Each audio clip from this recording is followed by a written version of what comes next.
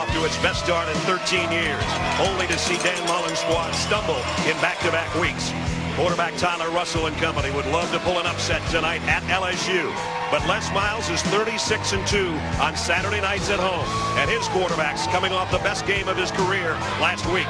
As star defender Sam Montgomery gets a kiss for luck from Mom, LSU looking to bounce back from a loss to the Tide a week ago. An SEC West clash in Baton Rouge is next.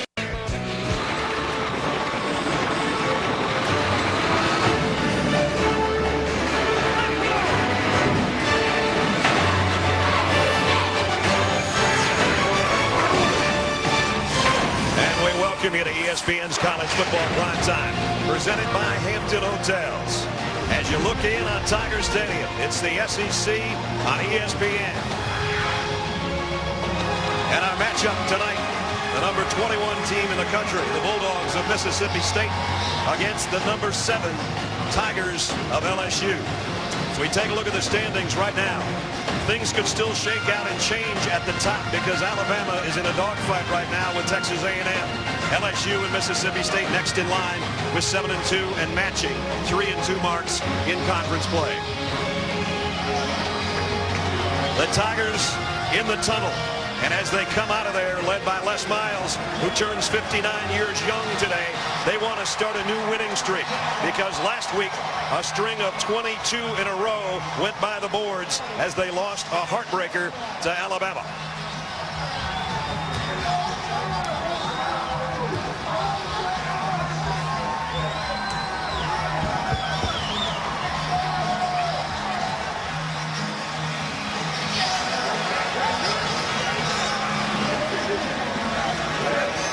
As Les lines them up, here come the Tigers.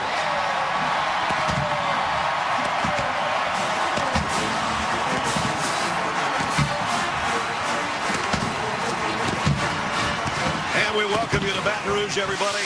Brad Nessler with Todd Blackledge. We know that Les had a bounce in his step right there, Todd. But the question is, will his team, after that heartbreaking loss to Alabama last week? I expect that they still will, Brad, because even though they lost, they played maybe their best game of the season. I mean, they outgained Alabama by 100 yards. They dominated time of possession. They won the turnover. They just lost the game on the scoreboard. But the real silver lining for LSU last week, their passing game and quarterback Zach Mettenberger took a huge step forward. Zach set career highs for attempts, completions, and yardage, played his best in the second half, made some tight throws into small windows under duress all night. He really played well, and I think because of that, LSU feels really good coming out of the game that our offense is better than it's been all year. We know we got a good defense. Let's play like this the rest of the way out. For Mississippi State now, they're on the road. We saw them get up near the top 10 and a 7-0 start, only the second time in school history they've been able to do that. But we've seen them also back-to-back losses. They got to get it in gear here on the road tonight. Well, you know what? That's the beauty of college football. They've looked bad the last 2 weeks playing against better competition, but they get another opportunity tonight. And I think it starts with their quarterback, Tyler Russell. He's got to take the lead. He's got to get off to a good start, throwing the football and keeping this LSU defense honest. All right, so the Bulldogs and the Tigers with matching 7-2 records set to square off an SEC West showdown. Coming up, stick around. For college football, Mississippi State and LSU set to do battle, but before we kick it off, we check in with the third member of our team, Holly Rowe. Well, Mississippi State has some bad news. Their leading rusher, Ladarius Perkins, will unlikely be able to play in this game. He told me that he has got an injury right by his hip where his quad meets his hip. Now, he did come out, he tried to warm up, but he said, I just am feeling it too much. He leads their team in all-purpose yards with 135 a game, guys. So his backup, Nick Griffin, has 16 attempts on this season. He'll get some action, but look for two youngsters, number 34, Josh Robinson, 28, Derek Milton. Both Louisiana natives. They'll try to get some reps and do something in their home state for Mississippi State. All right, Holly, the Bulldogs won the toss and deferred. So that means Devin Bell will kick. Michael Ford and Jarvis Landry wait on the other end. And we're underway in Baton Rouge. From the goal line, it'll be Michael Ford. Ford trying to weave his way out to the 15, and that's all he gets. And that's where Zach Mettenberger and company will go to work. As Todd said last week, sensational night in a loss to Alabama. His numbers on the year, Over 1,700 yards, 8 touchdowns, and 4 interceptions out of Watkinsville, Georgia. Started his career, in fact, as a Georgia Bulldog, then on to junior college, and now the undisputed leader of this offense. First down from the 16-yard line for LSU. High backfield with Copeland, the fullback. And Mettenberger to throw on first down. He's going to go down deep down the sideline, almost picked off by Jonathan Banks, who has 4 interceptions on the season. The strength of this Mississippi State defense is their corners, Banks and Slay. Boone got tangled up a little that time with Jonathan Banks, and Banks almost came up with an interception on the first play of the game. Now it's Odell Beckman, and he's run out of bounds shy of the first down, but he did get it out to the 24 where Darius Slay, the other corner, knocked him out of bounds. That's a run check, and that was a running play called. Zach Mettenberger saw a lot of maroon jerseys around the ball. He just raises up and throws it outside. The line blocks run. The only guys that know it's a pass are the quarterback and the wide receiver. So the first third down situation here early on, 40% on the year. The LSU Tigers on their third down conversions. Third down, a long one. And Hill's going to have the first down and a bunch more. Blasts it out near the 35-yard line. As we take a look at our impact players tonight, brought to you by Chick-fil-A. One of those impact players just got a first down. Jeremy Hill, 3 straight 100-yard games. Jarvis Landry had a touchdown catch last week. Sam Montgomery, you saw him in the open. He had a fumble recovery and a sack a week ago. And he's big time playing on that defensive front for LSU. You talk about Jeremy Hill, you know, the beginning of the year, and we had LSU early, talk about their depth. They had 4 running backs. He's really asserted himself. I mean, 29 carries against Alabama last week. That solidified him as the starter. Now on first down, Mettenberger to throw. Maybe not. Zach will run it himself, get what he can, and slide down around the 40-yard line. It's a good decision by Zach Mettenberger. I mean, everybody knows he's not a scrambler. He's not a big runner, but don't force a bad throw. Get a positive gain, and now we see a little up-tempo by LSU. He got 6 yards at second down at 4. Here's that toss straight back to Hill, and Hill's got another first down. And look out, fellas, or we're going to have a flag at the end of the play, as Autry and Chase Clement, the tight end, were mixing it up a little bit. I think the real challenge for this Mississippi State defense is going to be defending the run of LSU. I mean, first and foremost, Les Miles is an offensive line coach in his background. He wants to run the football. A lot of 2 tight end offensive sets, and they're going to try to drive the football right at you and then go play action off of the run. They run for over 200 yards a game. 8th season for Les, as we mentioned, 59 years old today. On the other side, Dan Mullen, in his 4th season, was really off to a great start at a 7-0 mark before back-to-back losses. And he had his fans with the chant of "We believe." I don't know if they believe as much now, but if they pull off an upset here tonight, maybe they'll start believing again. It is a first down by inches. Well, you run, you go play action off a first down. I mean, you keep the defense on their heels a little bit. Good situation here for play action pass. There it is. He's not going to get it off, and the ball is out. Recovered by Alexander, the tackle.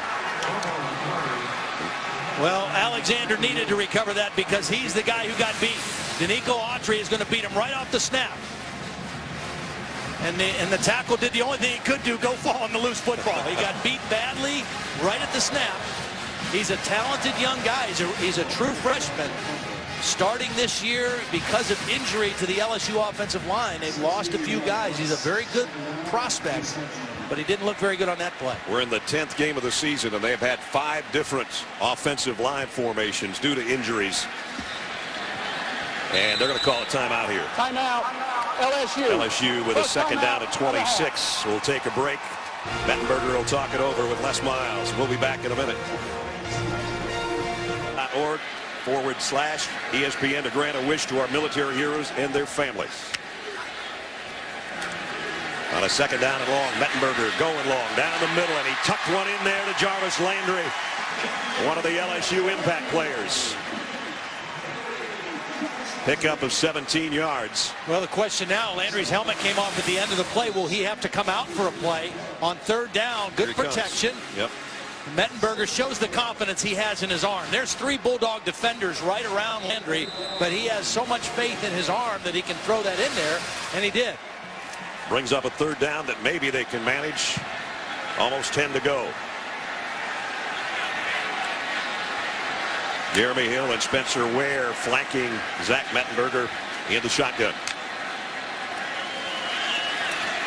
Mettenberger too high that time.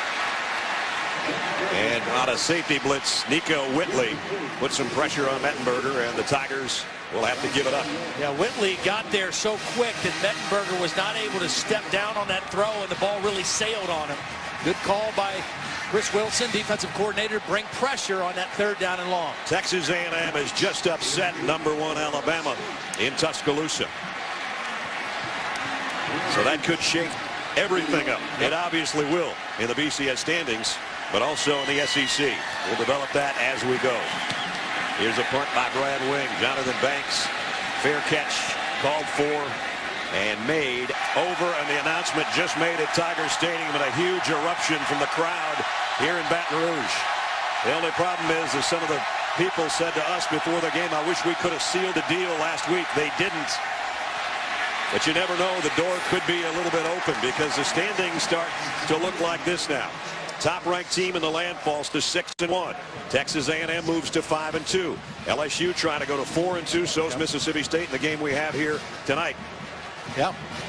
Well, and you know, not to take anything away from Texas A&M because I think they're an excellent football team, but LSU took a little bit out of Alabama last week. That's and that right. game here, that was a physical game that went down to the wire, and it's very hard to get up and play at that same level 2 weeks in a row. And remember, those 2 losses by Texas A&M to LSU in Florida were by a total of 8 points. Russell throws complete. Chris Smith, and Smith all the way out across the 45-yard line. See, that's the kind of start that Tyler Russell needs. He needs to get comfortable. It starts with good protection. Watch the protection that Russell has. He's a guy who is very calm in the pocket. He doesn't have happy feet, stays in there, sees what he wants, and they get the first down. At the 46-yard line, Mississippi State trying to get their offense in gear like it was early in the season. Here's a toss sweep to Griffin. Nice gain, got to midfield to the 49, in fact, as we take a look at our impact players brought to you by Chick-fil-A. Chris Smith made an impact on that 22-yard catch a moment ago. Cameron Lawrence, I thought he was the best defensive player they had the last 2 weeks. He's had back-to-back weeks with sacks and one of their leading tacklers. And McKinney is their leading tackler, the middle linebacker. Yeah, both those 2 linebackers played really well last week against A&M. Second down at 5. Russell rolls left, throws that way, and in and out of the hands of his intended receiver, Robert Johnson. Johnson slipped a little bit and broke up the timing of the throw. A nice job by Mississippi State, Dan Mullen, moving the pocket. You know, you got to respect this pass rush that LSU has with their defensive front. So you change the launching points of your quarterback. They moved him, but the slip by the wide receiver broke up the timing on the throw and catch. So third down at 5.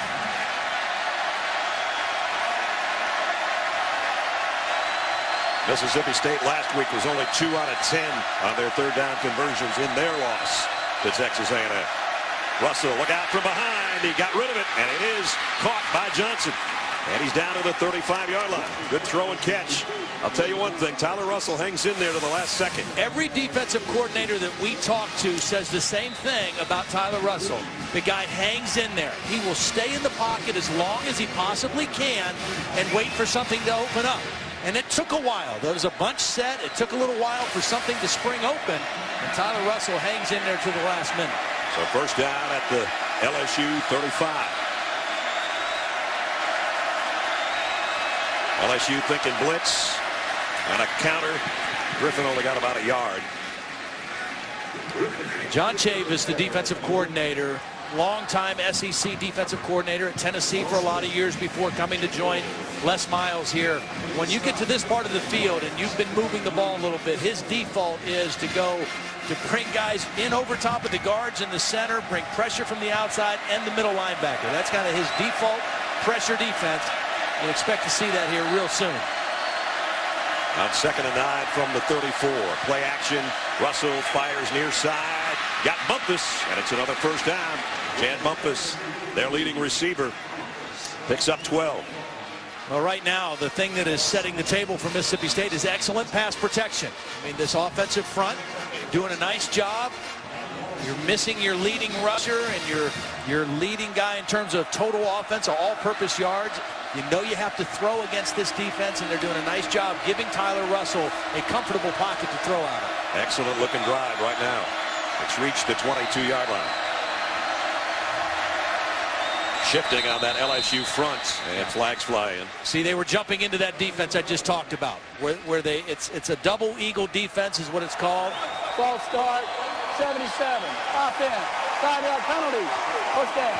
They jumped into it late, and the movement by the defense caused movement by Charles Sidaway, the right tackle. But this is what you expect out of LSU. If you move the ball into their territory, they're going to give you this pressure package. Just outside the 27-yard line now. First down at 15.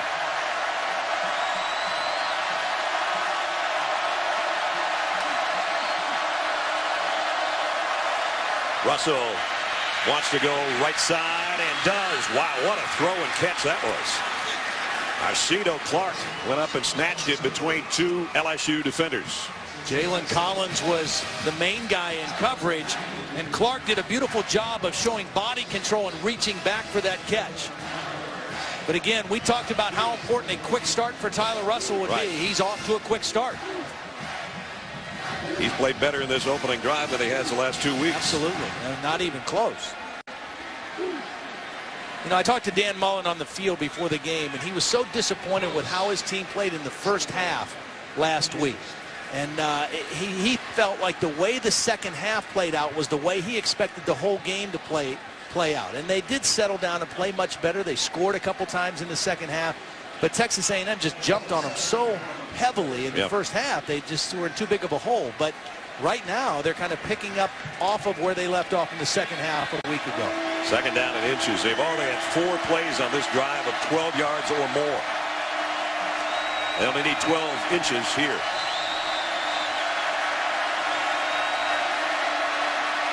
Pistol set with Griffin behind Russell. And he'll get the carry and the first down. Inside the 10, it's 1st and goal, Mississippi State. Now I'm curious to see whether Dan Mullen will go to the backup quarterback, Dak Prescott, in their running quarterback package. It looks like he is going to come in here for Tyler Russell. He gives them a little different option down here, kind of the Tim Tebow package when he was a freshman and Chris Leak was the senior quarterback at Florida. Prescott's a 240-pound quarterback. He can throw it. We've seen him throw it, but primarily a runner down in this part of the field. He's had 2 touchdowns throwing, 3 on the ground this year. 1st and goal. He will throw. Wide open. Touchdown. Marcus Green, the tight end. What a great-looking drive by the Bulldogs.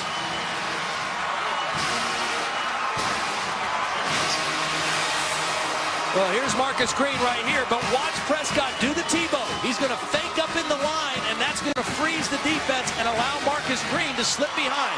Steps up like he's going to run, pulls back, and throws a beautiful throw on first down to Marcus Green. 9-yard touchdown pass. And the extra point is good. Folks here a little bit shocked, much like the folks in Tuscaloosa today. We got a long ways to go here, but Mississippi State definitely back to form from the beginning of the season. In front, 7-0 on the road. Capping a 74-yard touchdown drive, and Led, you called this one before it happened. Well, this was the Tebow move. Watch when Prescott moves up here with this little fake. I want you to see how many defenders have their eyes right on the quarterback and are affected by it. 1, 2, 3, 4, 5, 6, 7 defenders are looking at the quarterback. They're affected by that fake, and that enables Marcus Green to slip behind him for an easy touchdown. Beautiful call. Marcus Green's 6th receiving touchdown of the year, by the way. The kick will go a yard deep to Michael Ford. And Michael Ford is motoring his way out to the 44-yard line. Mississippi State with the lead. LSU starting at its own 41-yard line. Tight end Clemah sets up on the right side, and that's where the toss sweep will go. And spinning his way out to the 45 is Russell Shepard.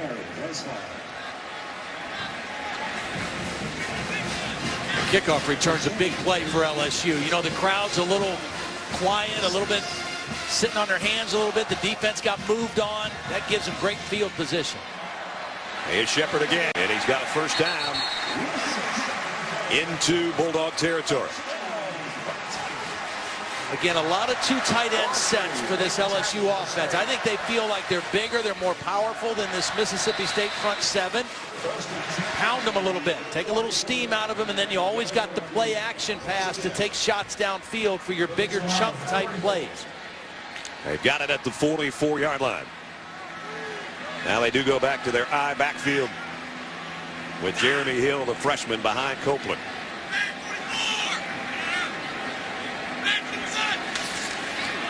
And it will be Hill behind Copeland. Cartwheels out for about 4. Copeland's an interesting guy. You know, he's 6'1", about 270. He started his LSU career as a defensive lineman. He's still kind of learning how to play fullback, you know, but he is very active in this offense because they love to run a lot of 2-back runs. It's been a little bit too interesting in the last 4 games. He's had a penalty in each one, 3 of them personal foul penalties, and that drew the ire of Les Miles this week for number 44. Had a big one that took away basically a scoring threat against Alabama. Yeah, they were first and goal at the 12-yard line before the penalty, and that backed them up to the 27. Weren't able to get it in the end zone on that drive. Again, if you're just joining us and you didn't watch the Alabama-Texas A&M game, the Aggies with the upset of the day and of the year so far, beating the #1 team, formerly the #1 team, Alabama. They won't be #1 when the next BCS polls come out. 3rd down and 4 for the Tigers. Mettenberger comes near side, and what a catch by Jarvis Landry again. And a layout for that one. You know, I thought earlier in this year, one of the things that wasn't the same for LSU was I didn't think their wide receiver core was as talented as they've had in the past. Now, last week and the last couple weeks, this group has really started to step up and make some big-time catches, and that right there was an outstanding catch by Landry. First down at the 32. Shepard again with Mettenberger in the backfield. And Shepard straight ahead for maybe 3. Cameron Lawrence in on the tackle, the outside linebacker. It's kind of interesting to me that Shepard would be the guy in the backfield right now instead of Jeremy Hill. I mean, obviously you got a rotation. You want to keep everybody fresh. Shepard not nearly as powerful of a runner as Hill is. 2nd down at 7. Mettenberger has a look to the sideline. Gets the play call changed and keeps it on the ground to Shepard. He backpedals his way inside the 25. Last week, LSU sensational against a great Alabama defense on their 3rd down conversions. Yeah, I mean, they were great on 3rd down. They dominated time of possession. They outgained Alabama 435 to 331. That 435 yards is the most Alabama's given up in 5 seasons. Now it'll be interesting to see how many they gave up to Johnny Manziel and Texas A&M today. 3rd and 2 here. Stretch play to Hill. Takes it outside, and the extra effort in breaking the tackle, he gets the first down. Tonight on ESPN, national title contender Oregon taking on the Golden Bears of California. That's coming up when we're done. 10:30 Eastern on ESPN and also on Watch ESPN.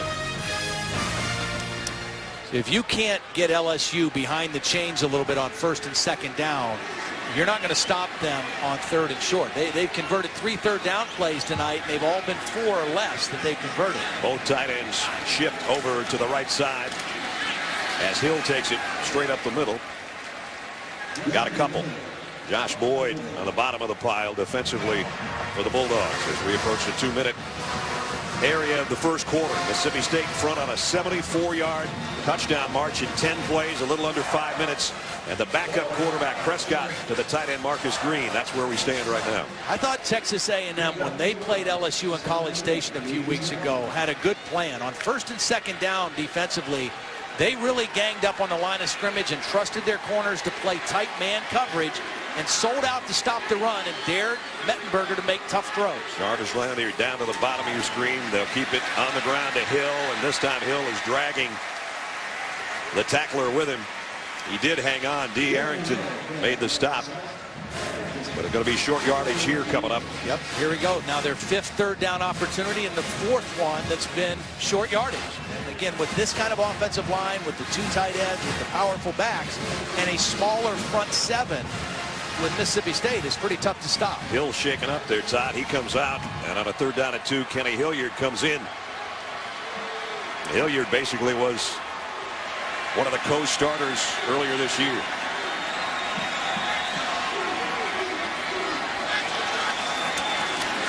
He gets the carry, puts both hands around the football, but he doesn't get the first down. He might have gotten a yard. Orlando Bohanna, the middle linebacker, made first contact. Here's decision number 1 for Les Miles. 4th down and 1. Well, he went for a 4th and 1 last week on the Alabama 24-yard line, and it backfired. And they didn't get points. And he's saying, I'm going to get points this time. Right. I think it's probably the right decision. A lot of football left to be played in this one.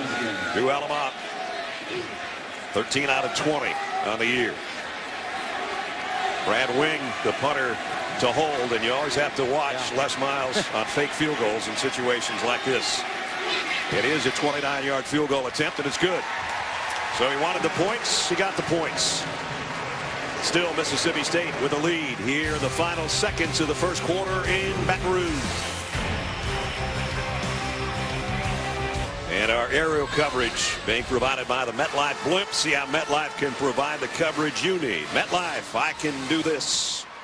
Brad Nessler, Todd Blackledge, Holly Roan, our ESPN crew in Baton Rouge. Final 11 seconds of the first quarter. LSU's had a little trouble scoring touchdowns when they get in the red zone. Ironically, these two teams tonight both came in 29 of 36 in the red zone. Exactly the same numbers, 81% scoring. But the Bulldogs had 23 touchdowns. LSU only 18. Of course, sometimes that depends on who you're playing, too.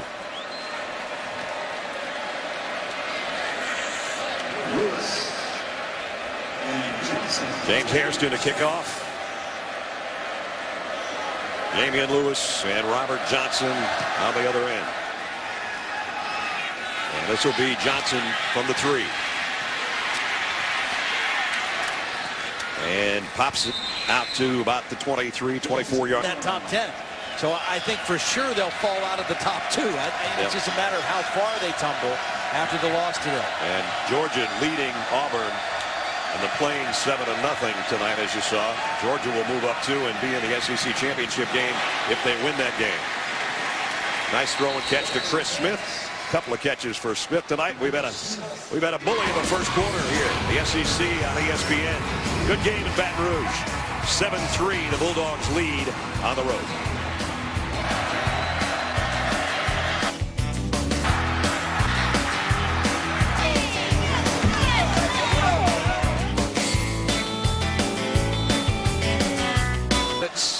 On ABC. Well, and as Alabama found out, when you get to games at this point in the year, when they're this important, I mean, you're going to get everybody's best shot. Notre Dame will get BC's best shot tonight. There's no question. There's been a history of upsets in that matchup. On the ground is Josh Robinson, one of those Louisiana natives that Holly talked about in the pregame. Redshirt freshman. Gets it out to where it's a 3rd down and short. 3rd down, 3rd down and 2. Fans are trying to come to life. As Todd said, they've sort of been sitting on their hands. Coming to life for the LSU defense.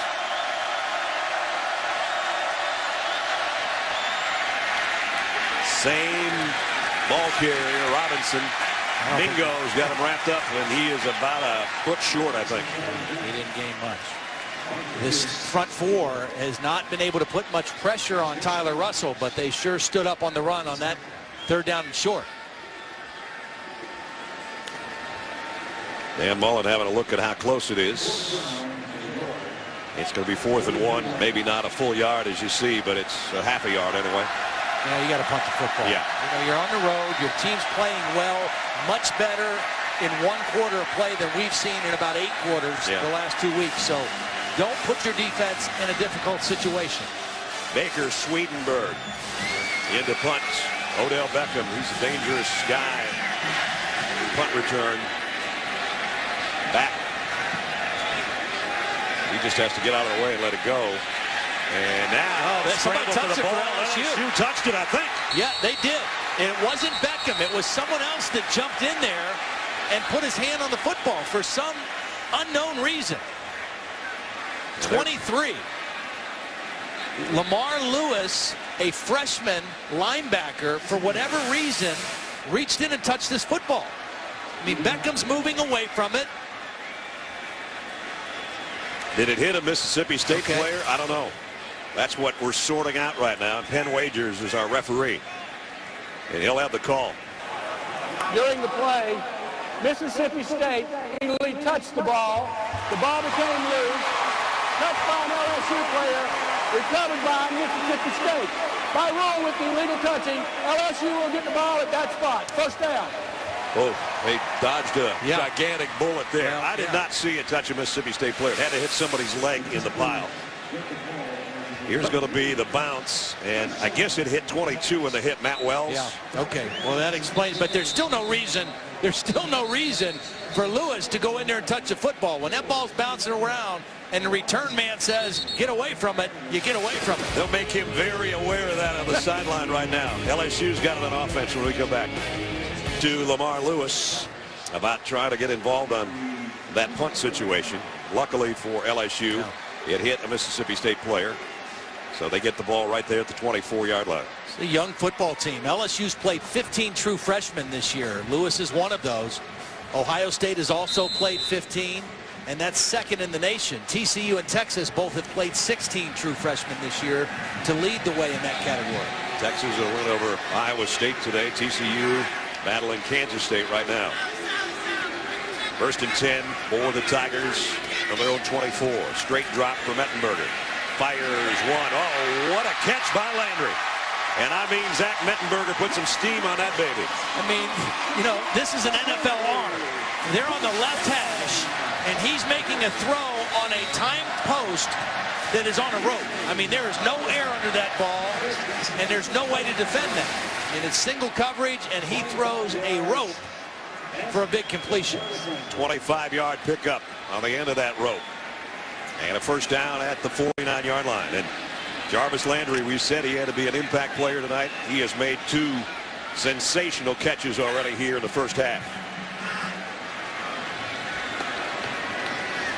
Landry's the guy in motion and now sets in on the right side. Hill, who just had his ankle retaped after he limped off on that last series, picks up a couple. We'll talk about this offensive line a little bit. You mentioned 5 different offensive line combinations. Now, this group that's starting right now and playing right now, this is their 4th consecutive week together. And I think they're gelling. Even though it's late in the year, this is the best the offensive line has played. But they lost their 2 starting tackles. One of them, their best player, Chris Falk, they lost very early in the season. Spencer Ware in the backfield with Mettenberger. We haven't seen him touch the ball yet tonight. He had 107 yards on the ground in this game last year. Quick slant and caught by Cadron Boone. Jonathan Banks went for the interception. I mean, he was in good position on coverage. He read the route. Watch him break on the football, and he's going for the pick, just not able to wrestle the ball away from Boone. He's got 16 in his career, which ties the school record of Walt Harris. He's got 4 on the season, and he almost had one right there.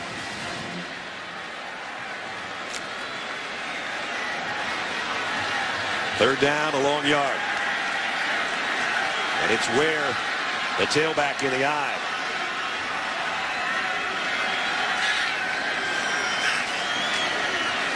Will he get the first down? Yes. Puts his shoulder right into Mohana, the middle linebacker, and he got the first down. Boy, watch the fullback on this replay. We talked about J.C. Copeland, the lead blocker. Watch him hit Cameron Lawrence right in here at the hole. This is a major collision right at the point of attack. Bam. Ooh. You know, he's a low center of gravity. He's 6'1", 270 pounds, and there's some punch behind that block. We said that Cameron Lawrence would be an impact player for Mississippi State. There was the impact. Yeah. He was going the wrong way. Wrong side of the impact, that's for sure. First down, LSU. Nice play fake bootleg by Mettenberger. Wants to come back deep down the middle, and he overshot Clement, his tight end, who had a step back there. Well, they had Beckham running a post to the end zone, and he was pretty well covered. And Mettenberger came off of him and went to his secondary receiver, who was Clement, just overthrew him. I kind of like the decision, though, by Zach not forcing the throw to Beckham. See, when you run the ball as well as LSU is so far in this game, you take your shots on play action. Yeah. You know, because the other thing that play action does, it gives you great pass protection. The defense has to respect the run fake, and you can protect your quarterback better. 4 receiver group here for Mettenberger on second down and 10. And Landry's got another catch.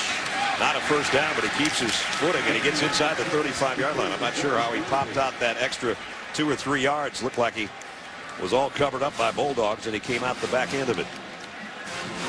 Well, he didn't pick up the first down, but he brings up a manageable situation here on this third down play. Third down at 4. They've been pretty good on third down so far, primarily because they've been yardage needed less than 5 yards. Everyone except 1. 4 out of 6 on those third down conversions Todd was talking about.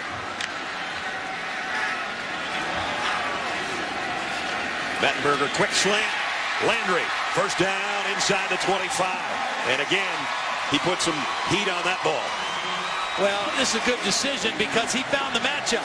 This is a receiver going against a linebacker. Matthew Wells, number 22, is not a cornerback, and he's not a safety. He's a linebacker. Pick the matchup that favors your guy and get him the football. 10-yard gain to the 24, where they move the sticks again. First and 10. LSU with 9.5 minutes to go in the half. They trail 7-3, but a good-looking drive going here. Here's Spencer Ware on the stretch play, and Ware into the secondary. Another LSU first down. He got 13. Ran over a couple of guys en route. For the right side of this offensive line, that's a redshirt freshman guard and a true freshman tackle, and they're running right behind him. You also see the center, Lonergan, 64, get out in front on a block. And they go into their tempo offense here. Although they'll look to the sideline, it's first down. They can get a first down inside the 2-yard line. And now Mettenberger backs up into the shotgun. Throws. Might have been deflected, I think, en route, but it's incomplete at the 5. Cadron Boone was the intended receiver. Boy, I would have looked at the other side on this one because there was a matchup on Landry who was running to the corner. Look how far inside this defender is. Landry's going to go to the corner. There's nobody there that's going to stop that throw if he takes it outside. He went to the other side and threw incomplete. So second down at 10. At the 12-yard line.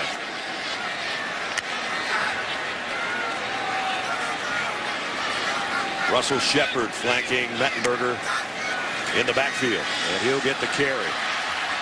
To the near side, he got inside the 10, but that's it. And it's going to be third down and long.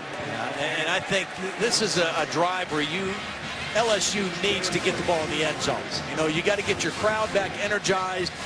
You got to pay off the fact that you're moving the football so well and you're converting third downs. But now you get down in this part of the field, you got to get a touchdown.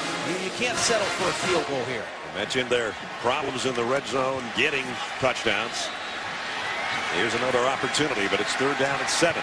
Find the matchup that you like and work that matchup. I think right here. And that's Landry. He's been his main target tonight. He goes to him and he hit the back of the defender trying to get it to Landry. And it was McKinney, the linebacker. He was late getting it there. That's the matchup. That's your best receiver against a middle linebacker. Just throw the ball sooner. Right now, throw it. It was late and it was a little behind, and that enabled McKinney to get his body in front of the football. McKinney didn't even know he got his body in front of the football. Hit him in the elbow. And with that, LSU is going to have to settle for 3 again. Drew Alamaw already hit 1 from 28. Try to make it a 1-point game here. 26-yard attempt this time. And the kick is good. So disappointed they couldn't get 7 out of the deal. They do cut the Mississippi State lead to 1 point with just under 8 to go in the half. In the heart of downtown Baton Rouge, that's the USS Kidd, a World War II Fletcher-class destroyer. She was the backbone of the U.S. destroyer force during World War II, also in the Korean conflicts. As we celebrate our servicemen and women, a lot of them here tonight. If you're watching anywhere around the country or the world, we welcome you to Baton Rouge. We've got 8 minutes, just under 8 to go in the half. A 7-6 ball game. Mississippi State in front. Mississippi State has played well so far in this game. I think in this possession, they've got to try to get their running game going a little bit, because eventually this pass rush of LSU is going to get it cranked up on Tyler Russell a little bit. Hairston to kick. Short kick takes a hop, and it got down to the goal line. Trying to get back out to the 15-yard line is Lewis, as we check in with Reese Davis. Reese? Brad, time for the Internet Explorer quick highlight. Game going on ESPN2. Georgia trying to wrap up the SEC East. Already up 14-0. Aaron Murray to Tavares King. They looked at that for a while. Touchdown stands, 21-0 Dogs. Murray's hit 12 of his first 14 and has thrown 3 touchdowns. Aaron Murray having a field day at Auburn. And again, Georgia will go to the SEC championship game at the Georgia Dome if that score holds up. Who they play is not necessarily in stone right now after Alabama lost to Texas A&M this afternoon. Play action, Tyler Russell fires deep middle and a strike. Wow. To Malcolm Johnson. Well, the last possession we saw Zach Mettenberger make a similar throw on a post route, a timing route. This is a beautiful throw by Tyler Russell. Little play fake, sets his feet in between 2 defenders. Ooh. Wow. That couldn't have been thrown any better. Had to be on that spot, and it was for pickup of 24 out to the 39-yard line. Derek Milton in the Mississippi State backfield for the first time tonight. Remember, Ladarius Perkins is highly reported with an injury, not in the lineup. Play clock down to 3. They just barely got it. Toss and a loose ball going to be scooped up by LSU. They've got it at the 21-yard line. Now, Tyler Russell was trying to get kind of fancy, trying to audible at the last minute to a run where they thought they were overloaded. That was a good pitch. That was Milton's fault. He took his eye off the football and didn't secure it. He's looking at the defense instead of looking the ball in, and LSU gets the turnover. And you know, Mingo almost picked that thing off in midair, and he would have scored a touchdown, but he couldn't handle it. We'll take another look. It's Lamine Barrow is the guy that's going to get a hold of it. We said Milton in there for the first time tonight. And there's Mingo, who almost had his hands on that. He would have scored. And remember, in the 7-game winning streak to start the season, Mississippi State was plus 16 in the turnover margin. They're now minus 4 in the last 2.5 games. So a golden opportunity for LSU at the 21-yard line. The toss to Jeremy Hill. Taking it wide, and he's going to lose a yard. Deontay Skinner was the first guy there, the outside linebacker. Let's check in with Holly. After that last drive didn't result in the touchdown, Zach Mettenberger came to the sideline pounding his chest as if to say, hey, that was my fault. I was late on the throw. But he came over. He encouraged his running backs. Hey, guys, keep running the ball. Then he went to the offensive line. Hey, we're in this. Let's not get discouraged. He knows that they didn't result and good points in the red zone, but he's trying to keep his guys positive and focused. That's some new leadership that I've seen. Second game of the season, I didn't see him being a leader like that on the sidelines. He's grown into that role. Good point, Holly. He might be throwing one here on 2nd down and 12. Trying to take advantage of the fumble recovery. High snap. He pulls it down. Fires complete to Landry. And Landry broke a tackle, cut outside, got a block. He almost lost the ball, and he gets down to the 19-yard line. That thing must be a hot potato right now.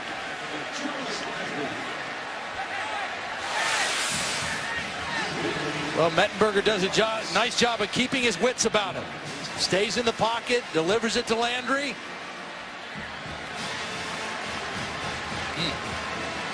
Landry likewise had to catch that twice. Once on the catch, one on his own bobble. And then he got it inside the 20. Well, here we are again, another big 3rd down play for LSU in the red zone. So far tonight, 2 field goals down there. No touchdowns. Mettenberger fires. Caught. Landry, touchdown.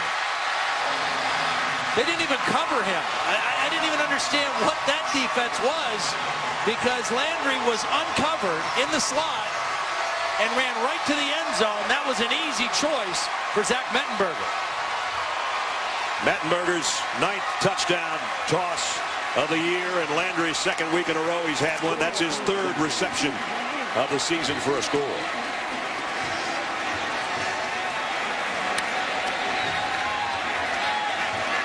Alaba in for the point after. It's up and good. Remember, it all started with Mississippi State turning the ball over. First it was Milton with the fumble. The recovery was made by Barrow, and then Mettenberger fires to the end zone. LSU's in front for the first time tonight.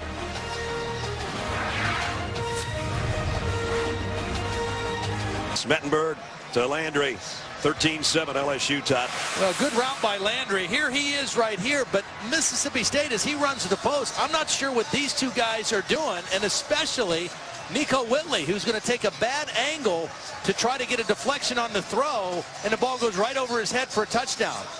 They never really covered him, and that's the main target for Zach Mettenberger. And Dan Mullen's asking Whitley, what were you doing? Why'd you take that angle?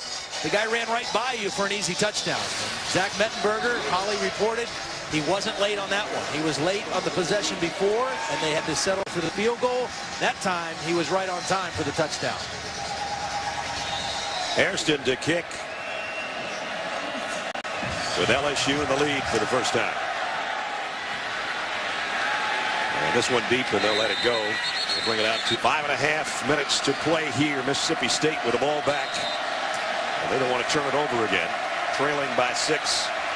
Any kind of points, if they could get some before halftime, they'd be in good shape. Crowd getting louder now. And Mingo edging him on. And here goes Tyler Russell. Well, that was a check at the line of scrimmage. Tyler Russell noticed that there was nobody where a linebacker normally would be. There was nobody right here, so he checks to a quarterback sneak, runs right behind his left guard, Gabe Jackson, a potential all-SEC guard. That's a great check. And a 16-yard pickup out to the 41-yard line.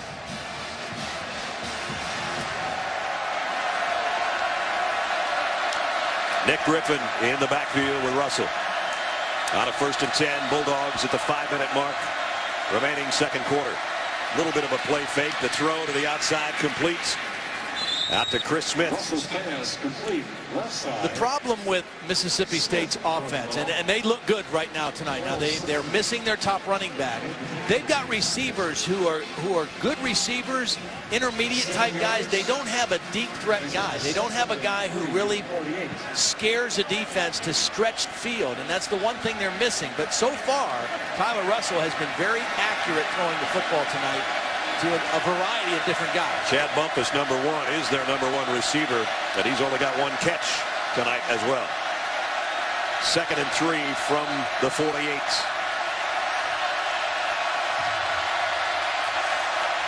Russell asking for it with a silent snap count, clapping those hands, and Griffin gets it in, gets a 1st down.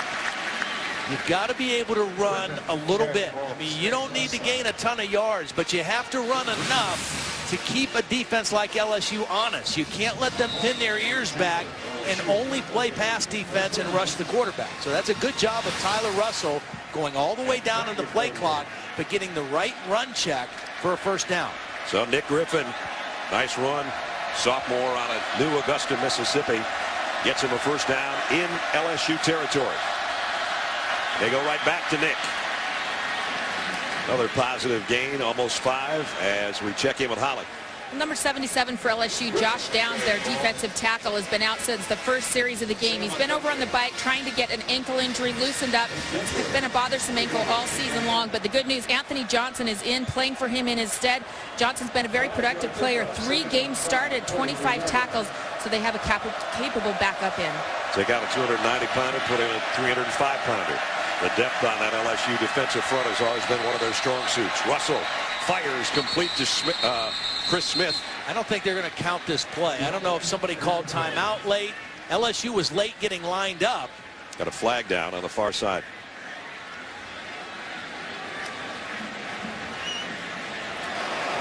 The offense never got set for 1 second. Therefore, false start, 5-yard penalty.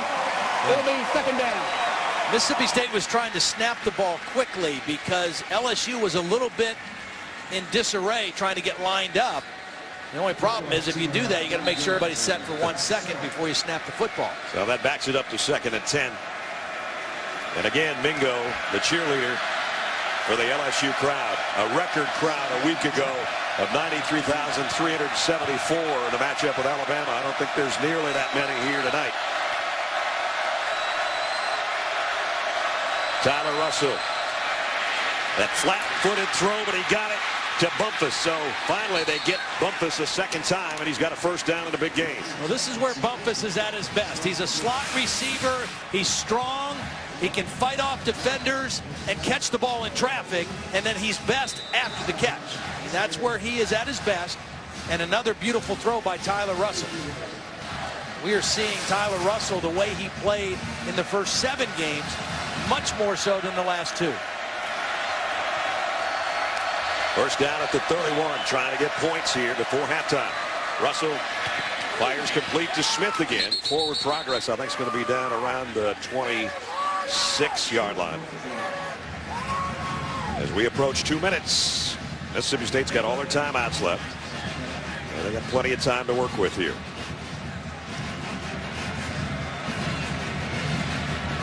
Even 3 would be great before the break. And Dan Mullen knows that. What they don't want to do is make a mistake down here when they're almost in field goal range right now.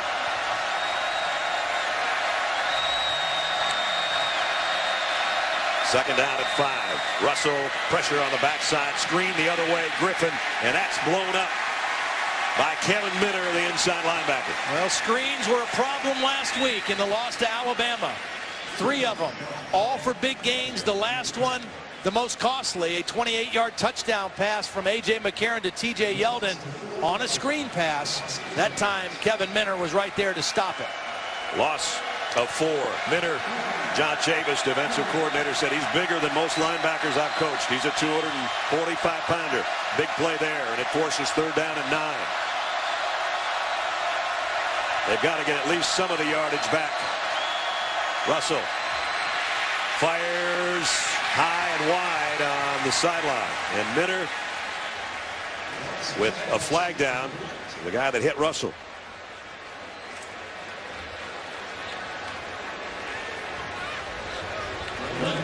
There's a holding call against Mississippi State. Now do you decline that and let him try a long field goal? Or do you take the penalty and give him another 3rd down? Holding. Number 61, offense, 10-yard penalty. They're going to take the penalty.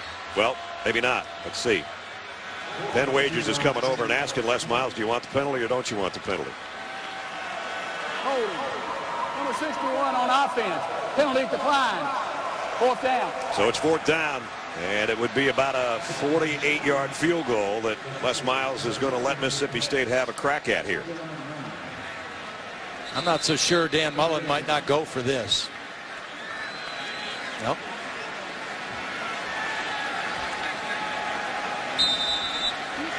Devin Bell comes out.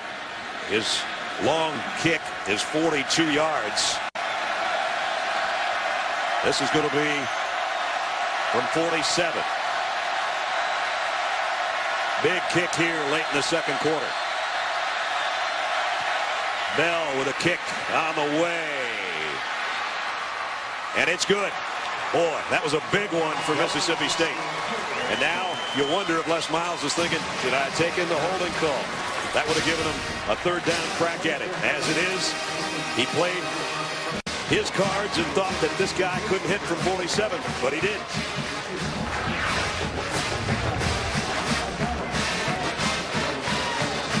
$2.9 million in scholarship monies. Tiger Stadium on a Saturday night, and a good ball game, 13-10, as Mississippi State, a 45-yard drive in 9 plays, a little under 5 minutes, and they got a 47-yard field goal.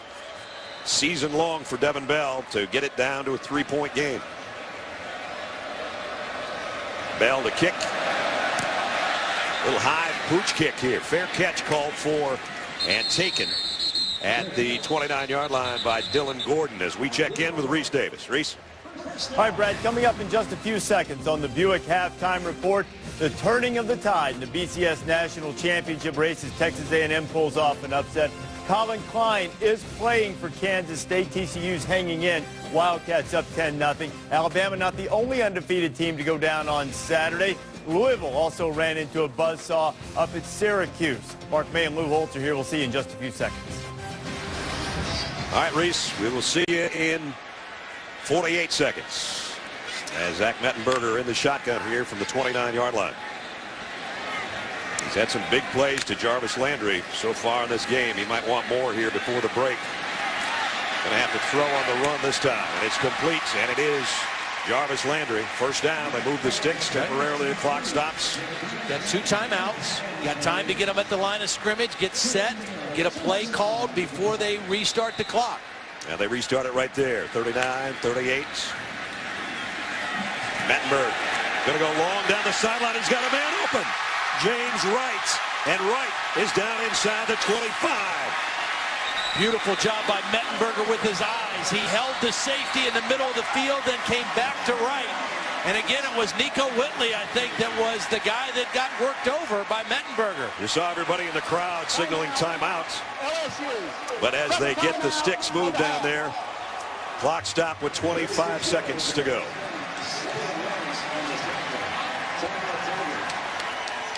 The last 5 minutes at the secondary, Mississippi State's made a mistake. Yeah. Well, this time, Zach Mettenberger, I want you to watch what he does with his eyes. Right now, he is looking down this way, and that's going to hold this safety away from where he wants to go with the football. The use of the eyes, then he comes back with that strong arm to the opposite sideline, and the safety Whitley not able to help. So an opportunity here for LSU at the 20-yard line with 25 seconds left and 1 timeout remaining. Mettenberger steps up, goes to the end zone, tipped, almost intercepted. Yeah, he was lucky. Jay Hughes starting tonight for Corey Broomfield, and the safety almost had him one in the end zone. See, that's the curse and the blessing of having a great arm. The blessing is you have confidence and you can stick it into tight windows. The curse is sometimes you trust that arm too much and you think you can make every throw. And that was one that he got away with because that was not a good decision. Odell Beckham was the intended receiver. So the clock stopped with 19 seconds and a second down at 10. Again, LSU, as you can see, 1 timeout remaining. Touchdown would be huge before halftime. Mettenberger going to the corner. Got it. Touchdown, Spencer Ware. What a catch. 20-yard strike.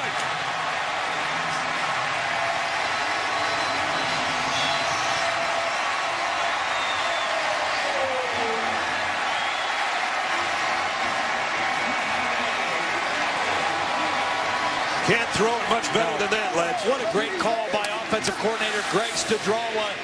It's a wheel route out of the backfield for Spencer Ware. And he's guarded by a linebacker, Matthew Wells, and a perfect throw.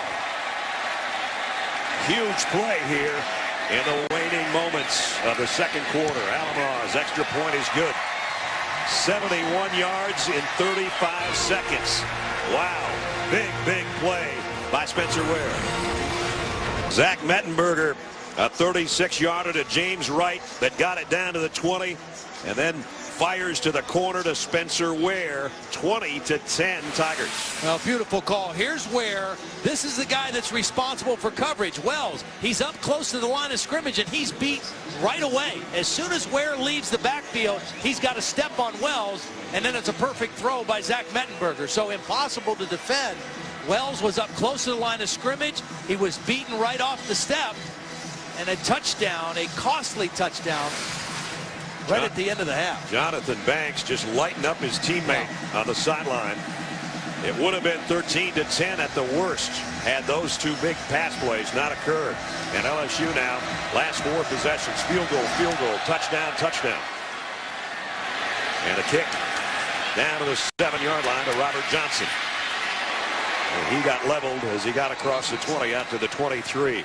BCS Countdown on ESPN and ESPNU tomorrow. After all the dust is settled, we'll see, with Alabama being picked off, how it's going to shake things up. Plus, we look ahead to the key matchups down the road. BCS Countdown presented by Vizio, Sunday at 8:30 Eastern on ESPN and 9 o'clock on ESPNU. You know, 2 things I think that Les Miles is going to be really happy about in this first half. Number 1, Zach Mettenberger is picked up right where he left off last week. And number 2, his team, which was penalized 7 times for 51 yards last week, 0 penalties in the first half. Outstanding first half, especially late for the LSU Tigers. So what was just a 3-point lead, courtesy of that right arm of Zach Mettenberger, becomes a 10-point cushion as they head to the locker room and we head to Holly Rowe. Well, Coach, Zach Mettenberger, you told us took a step forward in the passing game last week. What is it about him and the receivers that he's continuing that tonight? Again, they have the feel for the game. They're improved. You know, he can throw it and they can catch it. You guys just pointed out no penalties for you in this first half. What does that say about your group's focus after a big game last week against Alabama? Yeah, I think we're going to come to play. That's not going to be an issue. Thank you, Coach. Thanks. So an impressive showing in the first half by the number 7 team in the country. They lead by 10 as well. Prime time presented by Hampton Hotels. Just about set to start the third quarter here in Baton Rouge. The SEC on ESPN and the number 7 team in the country with a late touchdown in the second quarter has a 10-point lead as we head into the second half. LSU 20-10. Welcome back, everybody. Brad Nessler, Todd Blackledge. Partner, about an hour and 45 minutes ago, you said Zach Mettenberger, if he can pick up where he left off against Alabama, they'd be in good shape. He picked up where he left off. I think it's official to say he's turned a corner, and so has the LSU passing game. The last 6 quarters now for Mettenberger, 68% completion, 472 yards, 3 touchdowns, no picks. And that's made all the difference in the world in this LSU offense. Mississippi State gets the ball to start the third quarter, and their quarterback's not playing badly. Playing excellent. I mean, 11 for 13. The problem for their offense is they have the 1 turnover, and that's hurt them. And they don't have much of a running game. Only 25 yards rushing in the first half. They've got to get a little bit more balance. But Tyler Russell has done his part throwing the football. He's itching to get going over there for Mississippi State as James Hairston will kick. Jamie Lewis and Robert Johnson back near the goal line for the Bulldogs. Second half from Tiger Stadium underway. This will be taken at the 3 by Johnson. Robert Johnson pops it out across the 20, and we send it to Holly. Well, I checked in with Mississippi State coach Dan Mullen at halftime. He said, look, we had 3 critical errors in that first half. The first was a blown coverage that resulted in that first touchdown. Another blown coverage, and then the fumble put it on the ground by the freshman. He said, I feel like our team had a lot of confidence in the locker room. They feel good. We're moving the football. You take those 3 plays out, we're right back in this game. Of course, you can't do that, but he loved that they get the ball back to start this half and have that confidence to show up in this drive. Let's see if it does. They start from the 24.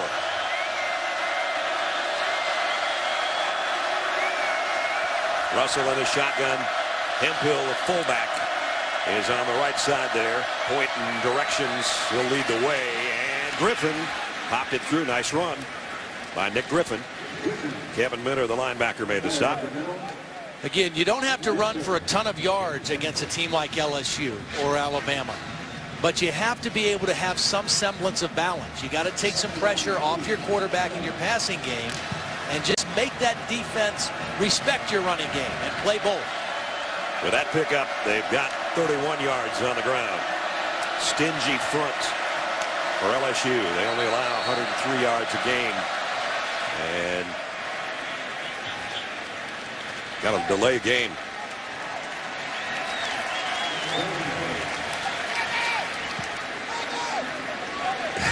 Dan Mullen is saying, get going, man. Get going. It's the last thing you need to start the third quarter is a delay game penalty. After you picked up 7 yards on the run, you're back up 5 again. So it's 2nd down and 8.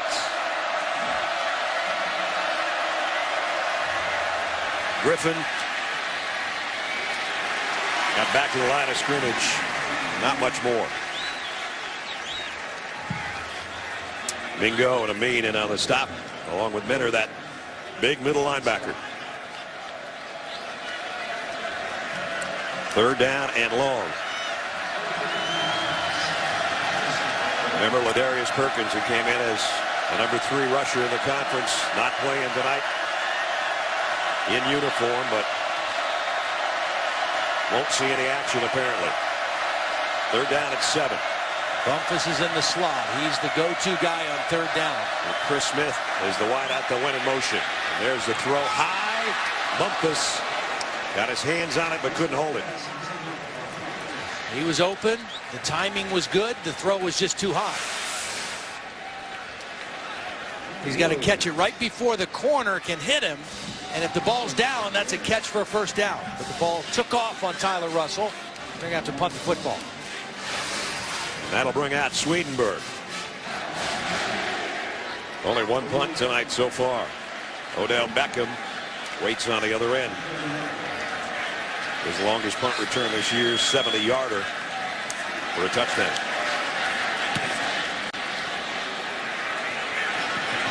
Flag down, and now we have another misfire at the end of a punt. And this one, I think, hit an LSU player. If so, Bulldog ball. But again, a flag down. No signal yet. The linesman and Penn Wages, a referee, having a chat. A lot of things going on, including Odell Beckham down at the end of the play. Well, Jalen Collins, number 32, ran into Beckham. The formation was legal. Disregard the flag. 1st down. I think Penn just pointed the wrong way. I think so too. The other officials on the other end signaled it's Mississippi State's ball. Penn's still signaling LSU ball. Well, somebody better figure it out. Yeah. One guy is about 30 yards away from the other, and they're both pointing in different directions. Jalen Collins is another young defensive player for LSU, and he ran into Beckham, and one of those two guys hit the football, and I think Mississippi State came up with it. D. Arrington for the Bulldogs. And now they walk down to the same spot, and here's the recall. There we go. Yeah. So we saw one youngster, Lamar Lewis, make an error in the punt coverage. Now watch 32 Collins. He's going to run right into the return man Beckham. The ball hits Beckham's foot, and Mississippi State's able to recover it. And that's not Beckham's fault. That's Jalen Collins' fault, getting too close to the return man. Arrington covers the ball, and Beckham's still down. And you see he sort of got run over on the bottom of that pile. Still trying to shake off the effects. And they're going to help him to the sideline. Well, a golden opportunity now for Tyler Russell. He was overthrew that 3rd down play, and now he's got an opportunity with a short field, a momentum change in the ball game. You take a shot right away. I think you do. I think you do. Mississippi State ball. First down. Again, you don't have a receiver that's going to run by somebody, but at this part of the field, you don't have to run that far to get to the end zone. A good chance maybe with a play-action pass to go for it. Chris Smith is to the bottom of your screen. He's been the favorite target for Tyler Russell tonight. First down at the 29. Play action. Russell looks, fires near the end zone for Smith, and a flag. Now, I think they're going to get Craig Lawson, the safety. I thought Lawson did a pretty good job turning and looking for the football and just kind of bumping him with his body. He didn't grab him. He didn't hold him. He turned to look for the ball and made contact with his body when the ball was in the air. He and Jalen Mills were both there.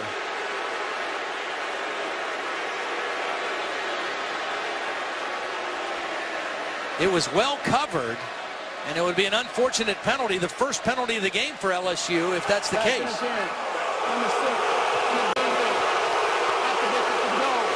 Half the distance to the goal. Collins is the corner. He's got coverage. Lawson comes over the top, and he just uses his body and looks for the ball. Now, there is contact, and by rule, that's pass interference, but it's pretty well played by Lawson by turning and looking for the football. First down at the 14-yard line for Mississippi State. Pressure package. Montavis just sent him into it. Tyler Russell recognized it. See what he checked to. Asking for the football.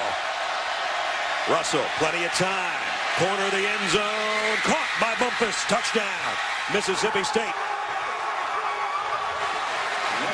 14-yard touchdown pass, so they take advantage of the fumble recovery on the muff punt, and Mississippi State right back in business and right back in the ballgame. Beautiful recognition by Tyler Russell. He saw the late shift to pressure, which told him single coverage, and he went to his favorite guy in Bumpus for the touchdown.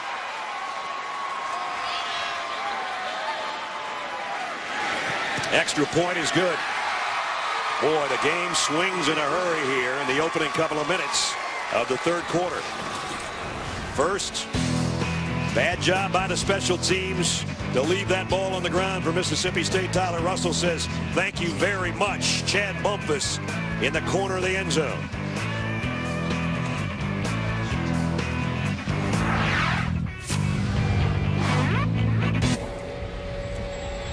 (20-17). Let's take you back to the touchdown, Todd. Well, I mentioned beautiful recognition by Tyler Russell. I want you to watch this. They have a play called. He's under center. There's a shift in the defense. Now he sees this means pressure, and that means I got single coverage out here with my favorite guy, Bumpus, against a safety, Lawson. So he audibles to a throw. He maximizes his protection, and he throws a perfect ball to the corner of the end zone for a touchdown. He recognized the defense. He changed the play. Then he made a money throw for the touchdown. That was good work. That sure was. 17th touchdown pass of the year for Russell. And the ball for the second time goes off the tee. You know, Ledge, the Tigers couldn't handle Prosperity. They forced a 3 and out. They fumbled a punt. They had their first penalty of the game. Yep. And then they gave up a touchdown. And the guy, Lawson, who was beat for the touchdown, was also the guy who was the penalty was called on the pass interference. So back-to-back plays for Craig Lawson. Not a very good possession. So we're going to have Lewis Watson hold the ball for Devin Bell to kick. Landry and Ford are back deep. Ford's going to have to get this one way over on the side at the goal line.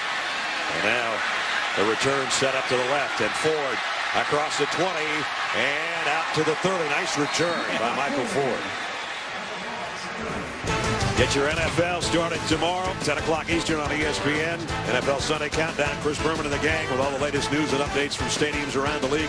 And before you set your lineups, catch Fantasy Football Now at 11 Eastern on ESPN2. Our experts provide the latest news, injury reports, and predict the top fantasy performers. From fantasy to reality, LSU knows they're in a fight now with just a 3-point lead. And Hill about 3 yards on the carry before Josh Boyd, who was shaken up earlier in the game, is in on the stop.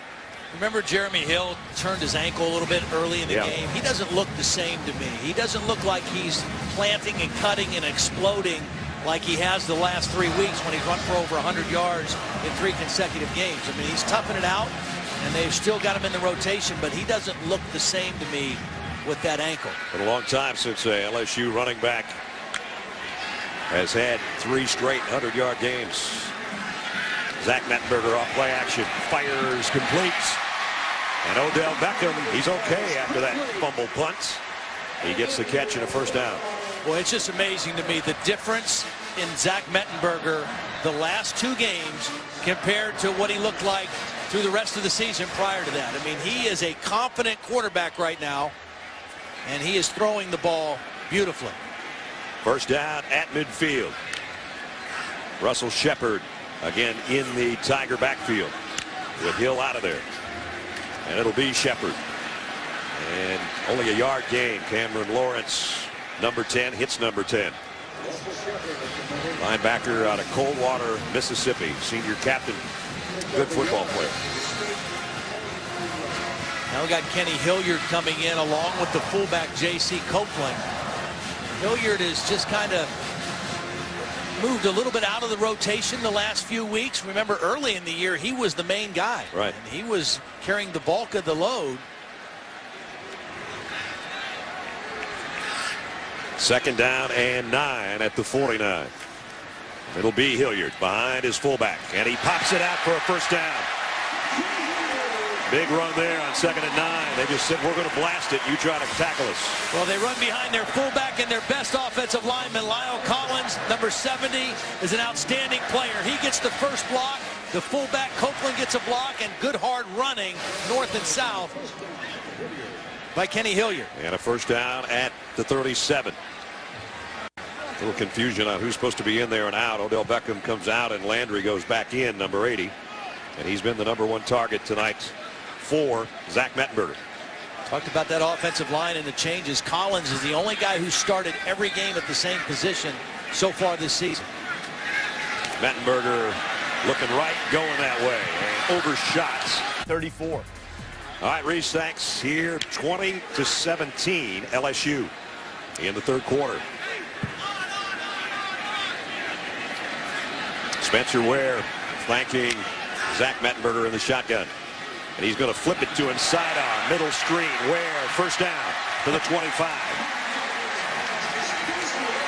That's almost like throwing a dart. You know, like if you're in a place throwing a dart in a dorm room or a frat house or something, just a little sidearm. Well-conceived play, change the throwing angle, get those linemen out in front, and another first down for the Tigers. At the 25. Landry, the slot man. They look to the sideline to the play. It'll be a stretch to Ware on the left side, spinning his way into some traffic and got it for almost 5.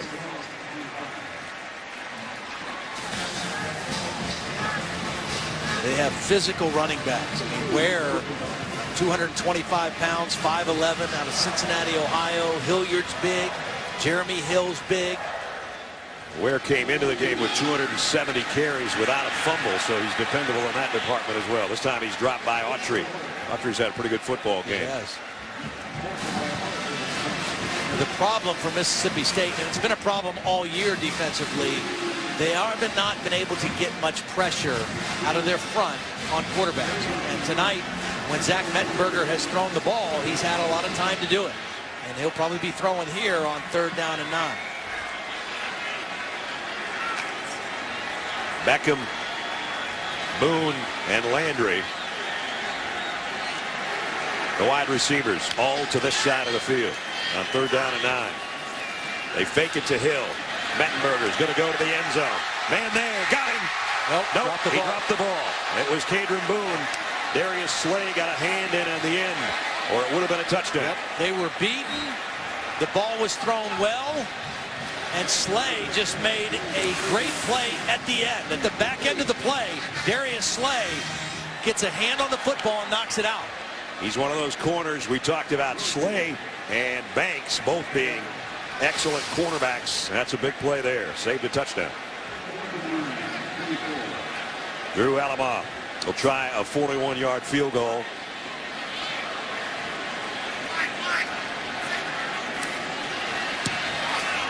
And he got it inside the right upright.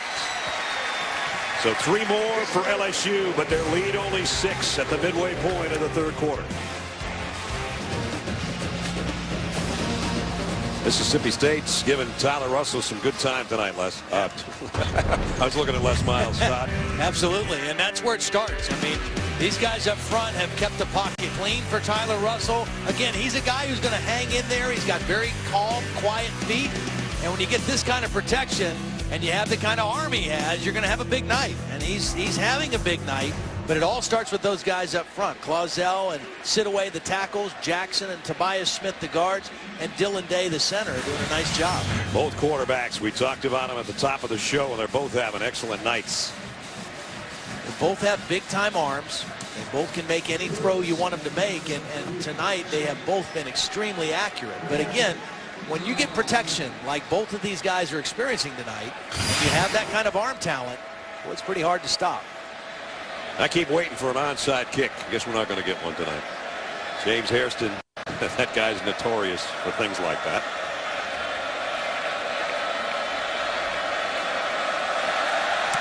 And it's a high, short kick again. It'll be fielded at the 12 by Robert Johnson.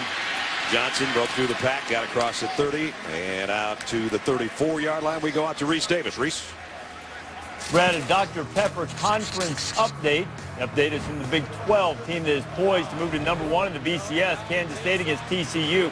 Colin Klein's going to get loose. He only had 18 yards on 13 carries before going 34 there. Kansas State defense has been dominant. They're up in Fort Worth 20-0. We'll see Colin Klein and Kansas State against Baylor next week. From the 34-yard line, pistol set Josh Robinson behind Tyler Russell.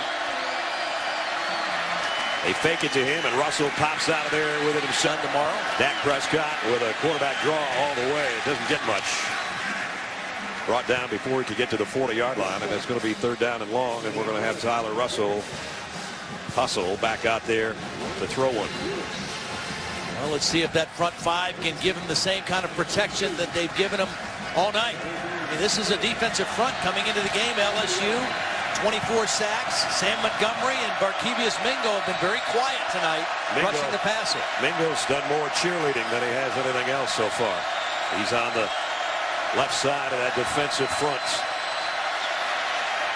Quick throw, but, he might have gotten the first down. Adrian Marcus, a fullback, and they put it right on the line. Great second effort by the 225-pounder at the end of that play. I thought he was going to be short. Yeah, I was about to say an excellent tackle by Layman Barrow to stop him short of the first down. But the fullback able to stretch that ball out past the marker. I think he got it, don't you? I do. The only thing that would change is if his knee was down before he reached the ball out. If they want to bring the chains out, they only have to come about a foot. Yep. They did, and it's a first down. That's when the chain gang goes good. I don't have to run very far. It was right where the ball was. Mississippi State, 44-yard line. So a nice throw and a good second effort. Well, I just can't tell you either. We've seen Mississippi State, this is the 3rd week in a row, how much better their offense looks against a good defense on the road than they did the last 2 weeks.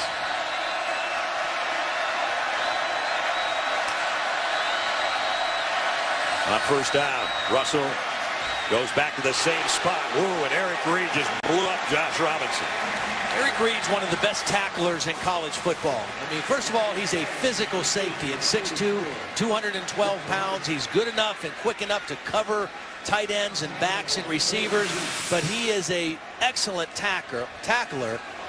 He likes the contact. He's playing with a bruised sternum right now, and so you know the wrong hit kind of takes him out for a couple plays, but he's not going to shy away from contact, even though he's a little bit injured. He was their leading tackler last year with 76, and as you saw, 57, that number 57 was a big hit right there.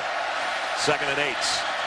Russell, pressure from the backside. He got rid of it on a crossing route, complete.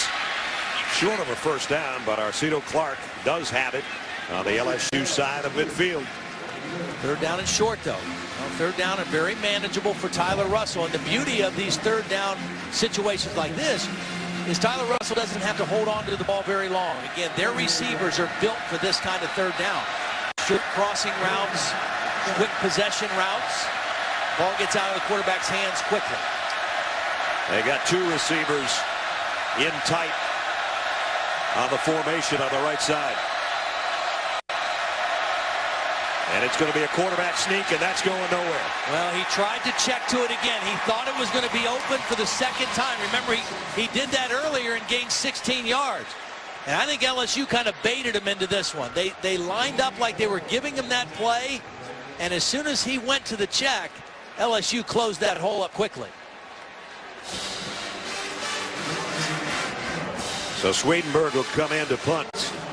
Dan Mullen was talking to Swedenberg a little extra long. I'm just wondering if he's thinking about something here. If I'm LSU, though, I'm playing safe. I'm not going to get fooled on anything. It's 4th down and 2 in LSU territory, and he will kick. Remember, the last punt was an adventure. This one's going to get to the end zone. And they'll bring it out. LSU will have the ball in a 6-point lead when we come back.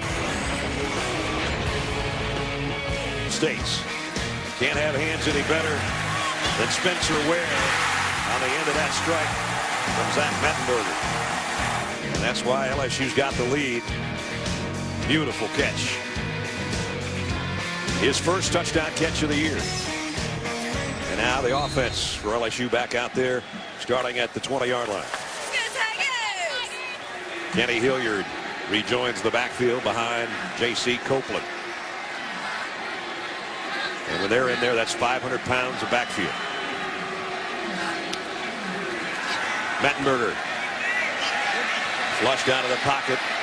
The throw on the run and completes it to Odell Beckham. Another nice throw, this time on the move.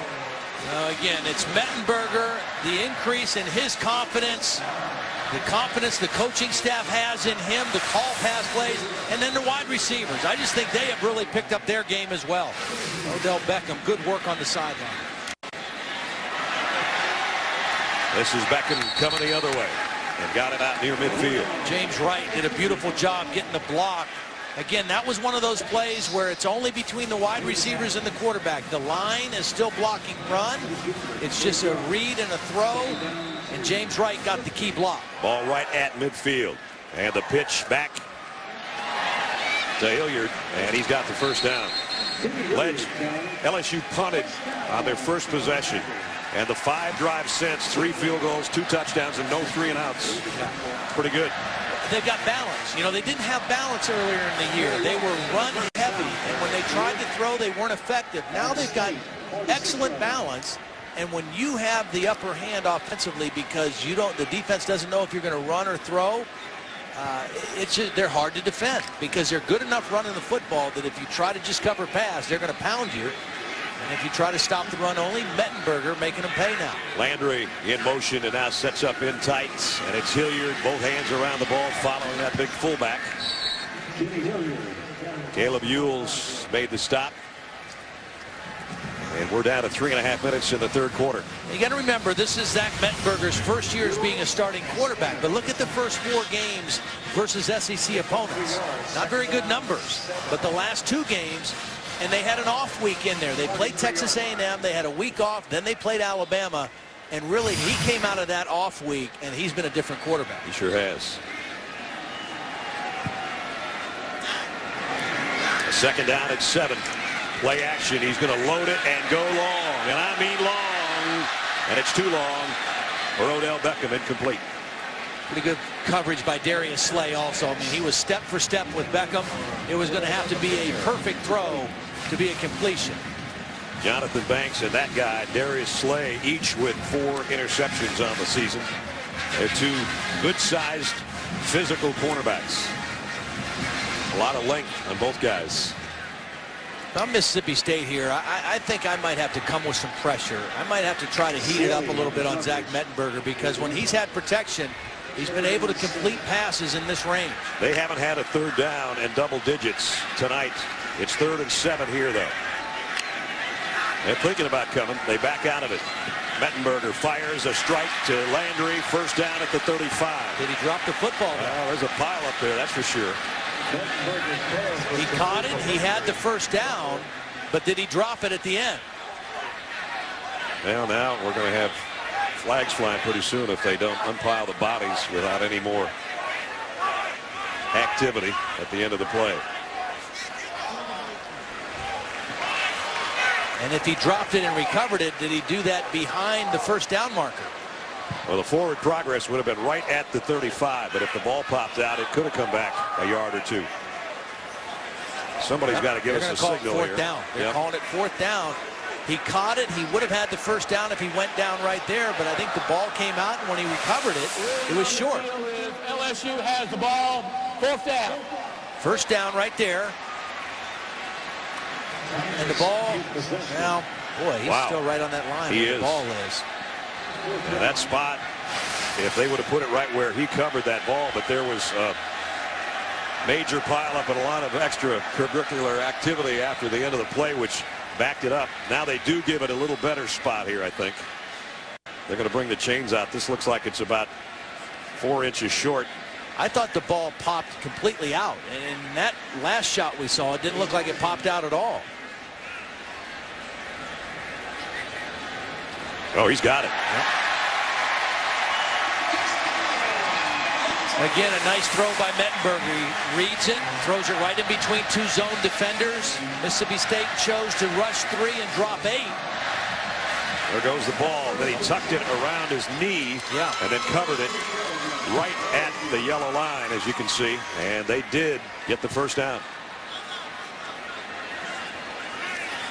And up to the line, they keep the drive going at the 36-yard line with 2:40 remaining. That was funny. If he'd have recovered it with his arms, it wouldn't have been a first down. Exactly. He recovered it with his legs, and it was. Michael Ford behind Mettenberger now, the first down.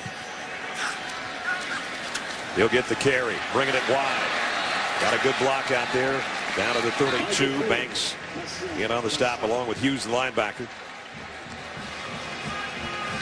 Again, LSU has the luxury of having so many tailbacks, and they're pretty much interchangeable. They've got Blue and Hill and Ware and Hilliard, and in that case, Mike Ford. A lot of teams can't find one running back, and LSU's got 5 or 6. Second down at 5, just inside the Mississippi State 32-yard line. Mettenberger screen pass to Ford. Ford with blockers. Ford inside the 10, down, first and goal.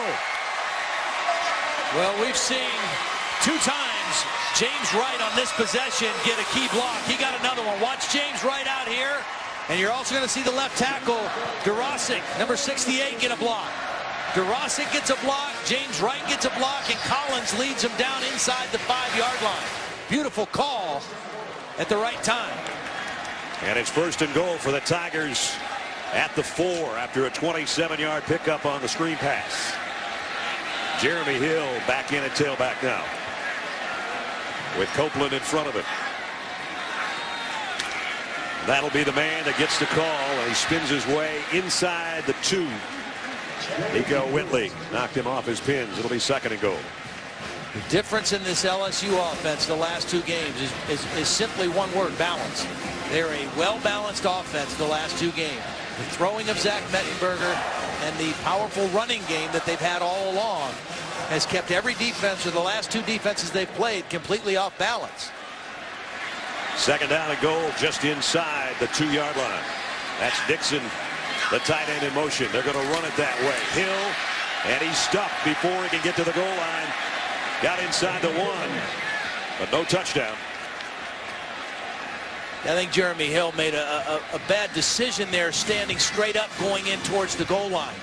You know, if he drops his shoulders and drops his pad level, I think he might be able to drive himself into the end zone. But when he got to the line of scrimmage, he was straight up and down, and they were able to knock him back short of the goal line.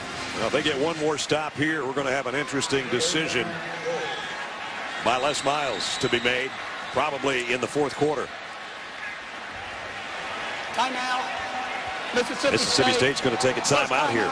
Of the half. With 16 seconds remaining in the 3rd quarter. We'll take a break with a big play coming up when we come back. guys around him on that timeout. They would love to come up with a goal line stand here. It's 3rd down and goal for LSU inside the 1-yard line. One thing LSU has shown in this situation is putting Ware under center instead of Mettenberger and just letting him take the football to run it. They could do that, or they could just go traditional. It looks like they're going to go conventional I formation, Ware behind Copeland.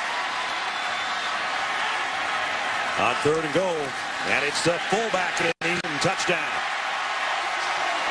J.C. Copeland, all 272 pounds of him, in for the touchdown, LSU.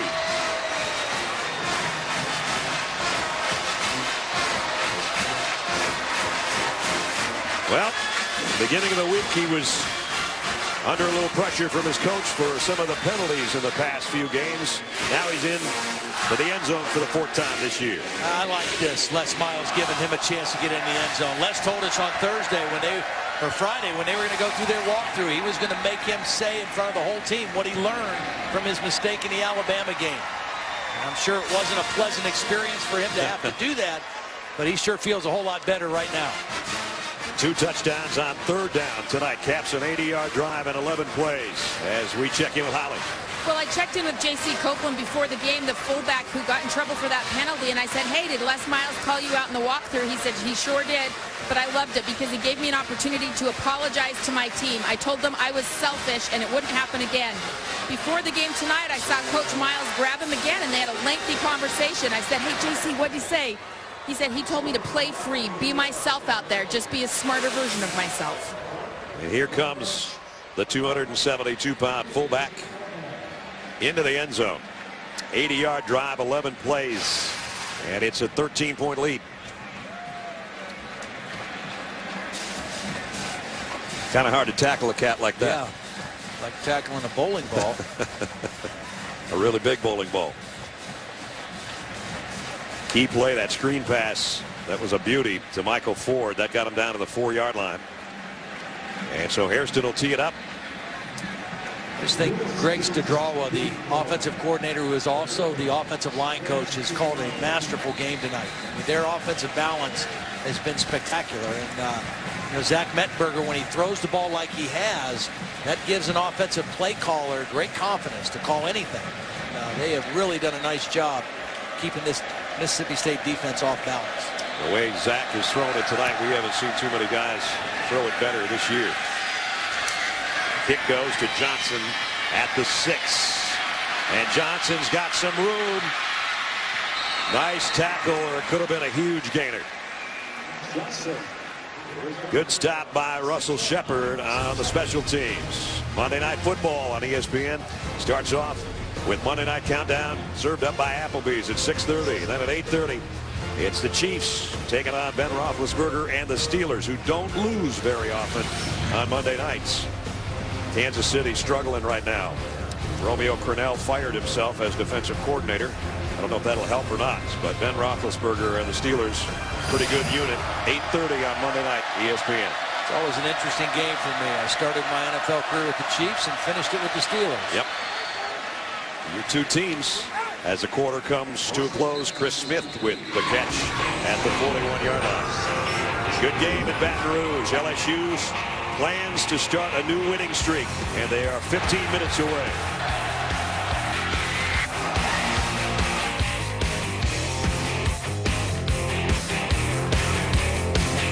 Union, dedicated in 1926. One tree is dedicated to the unknown, representing all who are missing in action and remembered for their bravery. We hope you join ESPN in supporting our troops and their families.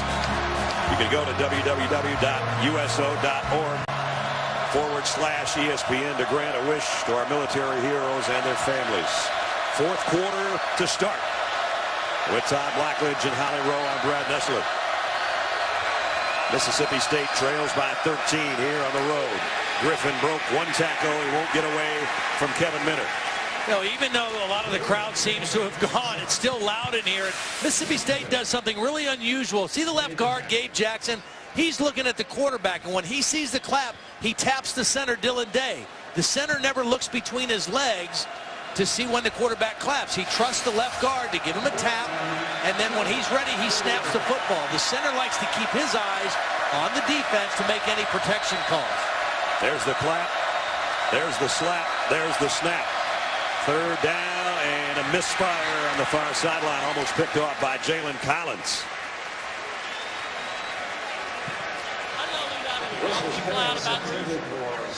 And so Mississippi State's going to have to give it up. Incomplete.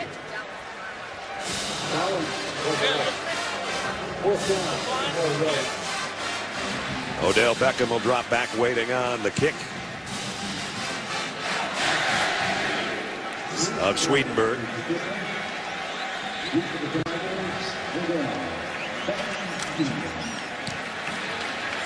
This one he might be able to return. He will. Beckham on the fly. Didn't fly far after he caught it, though. Nice job on special teams by Arrington to make the tackle. 14-14 remaining in this one. Time for tonight's trivia question. We talked about Jeremy Hill. First LSU back to have 3 straight 100-yard games since 2008. Who was the last running back to do so? Let you think that one over. This offense has been really efficient tonight. 14 plays of over 10+ yards.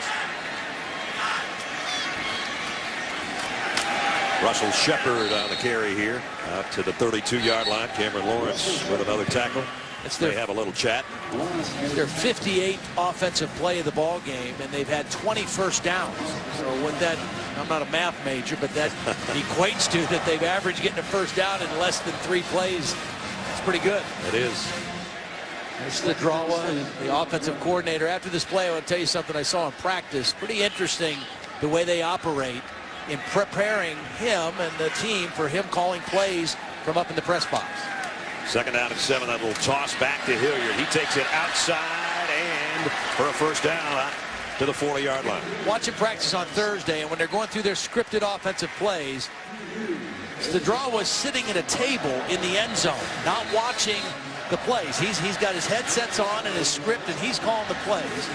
The quarterback coach, Steve Craigthorpe, is standing behind the defense watching, and Les Miles, who's an offensive line coach in his past history, he's standing normally where Stradrawa would stand as the line coach behind the offense, watching the line and coaching the offensive line. Very unique to just kind of get the team to have the feel of him being in the press box and not on the field.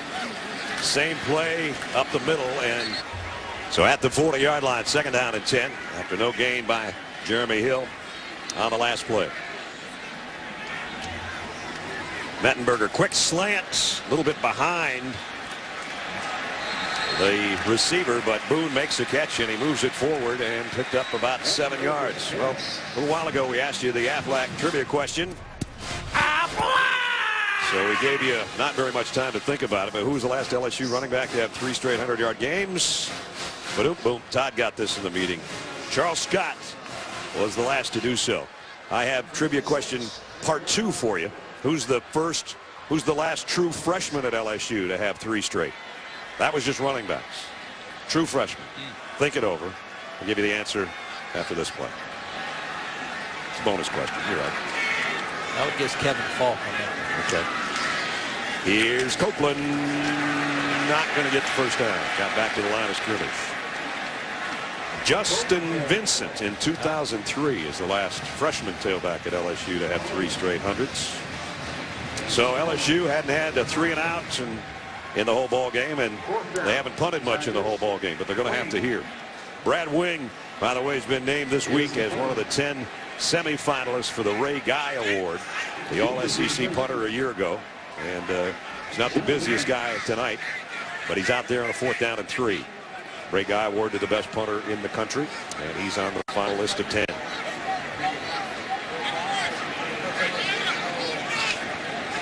And he waited and then kicked it down to the 5 and down at the 3. That's about as good as it can be done. There was no rush at all, so he just held on to it for a while. Well, he held on to allow his guys to run down there to cover it, and then he just pinpointed it right down inside the 5. So that's maybe why he's on the Ray Guy watch lists. We still got 11 minutes to watch here in Baton Rouge.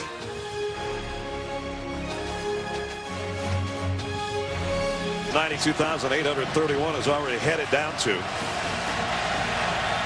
Mississippi State's Tyler Russell in his own end zone. Bumpus, the motion man. That's a tough spot against that LSU front, but Russell comes up firing. Got it out to Arcito Clark, and he got pasted by Greg Loston. These two safeties for LSU as a pair might be as big and physical as you're going to find anywhere in college football.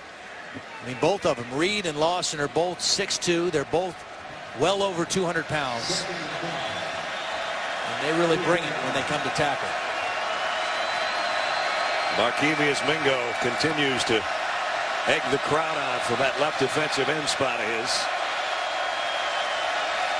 Tyler Russell throws, completes, and nice second effort by Chris Smith to get the first down. Well, I just can't say enough about this Bulldog offensive line tonight. I mean, they have really controlled things. Now, they haven't had a lot of a running game to speak of, but in terms of pass protection on the road against an excellent defensive front, they have really held their own, more than held their own, and given Tyler Russell plenty of time to throw.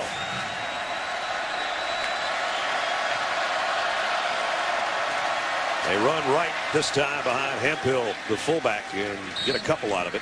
Kevin Minner made the first hit, and then Lamine Barrow cleaned up. Again, we've talked about it several times, but Ladarius Perkins, one of the top backs in the SEC, not playing tonight for Mississippi State, so let's put the load on, for the most part, Nick Griffin, number 7, who's in there in the shotgun set with Tyler Russell. Second down at 7. Low snap. Russell handles it. Fires far side to Bumpus. Bumpus on the run. First down out to the 33. Jalen Collins knocked him out of bounds. But Mississippi State working out of the shadow of their own goalposts. And they've got a drive going. It's a two-possession game. Plenty of time left. As we approach 9:20 remaining. Tyler Russell 19 of 23 tonight.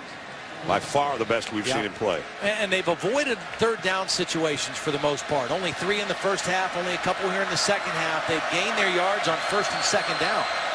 Malcolm Johnson, the tight end in motion. Play fake. Russell going to go deep. Got Bumpus out there. Bumpus with the catch. Big gainer all the way to the 26-yard line. Beautiful throw again by Tyler Russell, because Bumpus had a step on Jalen Collins, but watch Russell throw the ball to the outside shoulder away from the safety, Eric Reed, who's coming to help. The ball's thrown away from the safety. He beat the corner, and the throw beat the safety. Tell you what, Mississippi State gets a touchdown out of this deal, and we're going to have a exciting last 5 or 6 minutes. Russell again. This one's knocked down. Nice job by Harold Simon. Chris Smith, the intended receiver. Simon is the veteran corner. You know, they've got some young corners playing a lot. Jalen Mills, Jalen Collins, both freshmen. Harold Simon is the junior, the guy who played last year, was the starting third corner. They haven't gone after him nearly as much as they've gone after Mills tonight. Second down at 10. Russell crossing route. Yep, that's a hold. No flag. Finally it comes. Jalen Mills. He got beat to the inside, and when he felt himself get beat to the inside, he just grabbed. He instinctively grabbed. Pass intended for Jamian Lewis. Ben Wagers. Pass interference. 28. Defense. Ball in place at the spot of foul. Automatic. First down. So now Mississippi State in the red zone. That's only the second LSU penalty, but obviously a costly one. Jalen Mills is a talented young guy, but he just got beat to the inside and reached out and grabbed the receiver. And unfortunately for him, he was the guy on the game-winning play a week ago against Alabama, the screen pass. He was coming on a blitz, and his assignment was to peel off on the screen. He didn't do it. And Alabama won that game on that final play. On first down, play action. Russell hit as he threw, but he got the pass, showing the strength of his arm to Chris Smith. Sam Montgomery was about ready to put his number 99 in his helmet right in Russell's back. This is the first time tonight that Tyler Russell has felt any kind of heat. Montgomery beat the left tackle, Blaine Cauzel, right off the snap. But Russell was unfazed, hung in there and made a tough throw, knowing he was going to get hit. Yeah, I don't know how he got that much on it, to be honest with you. 2nd and 4. 3 wideouts, all to the near side. And Griffin will run the other way, but not very far. He won't get back to the line of scrimmage. Anthony Johnson, defensive tackle, 90, made the stop. This front 7 has controlled the Mississippi State run, but they've not been able to get pressure on Tyler Russell. No sacks. They were able to knock him down on that last pass, but they've not been able to generate the kind of pressure that they're used to generating, and that's why Russell's had his way. Probably 2-down territory no matter how you slice it here. 3rd down and 4 from the 15.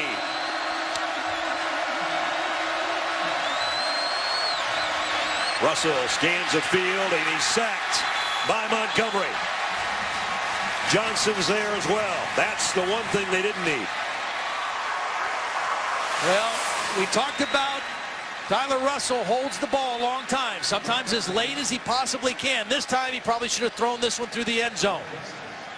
He got ready to throw it and then double clutched it, and when he pulled it back down, Montgomery was able to get him. And that's 2 pass plays in a row that Sam Montgomery has finally been able to beat his man, Blaine Cauzel. I said it'd be 2-down territory. They weren't expecting 4th and 11, though. Here it is. Maybe the last chance for Mississippi State. Bumpus in motion.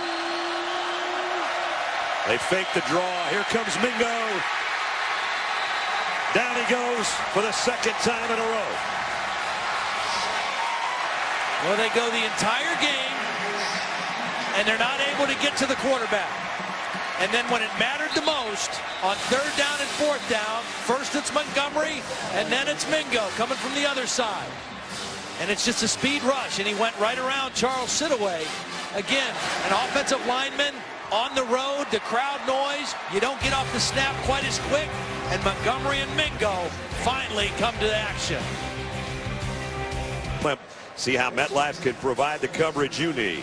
MetLife, I can do this. Take a look at how LSU's defense is finding success tonight, brought to you by Expedia. First, Sam Montgomery around the edge, and then the very next snap on 4th down and maybe the last chance, Kiki Mingo knocks down Tyler Russell. Back-to-back sacks by those 2 exceptional defensive ends finding success.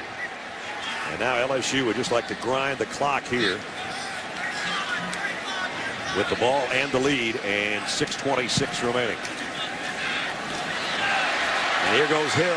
He'd like to stay in bounds, but he levels the tackler down there, Nico Whitley, and does go out of bounds, picked up 9. Zach Mettenberger got up limping after the play. I think he bumped knees maybe with Hill on that exchange of the handoff. He ended up on the ground and got up hobbling a little bit.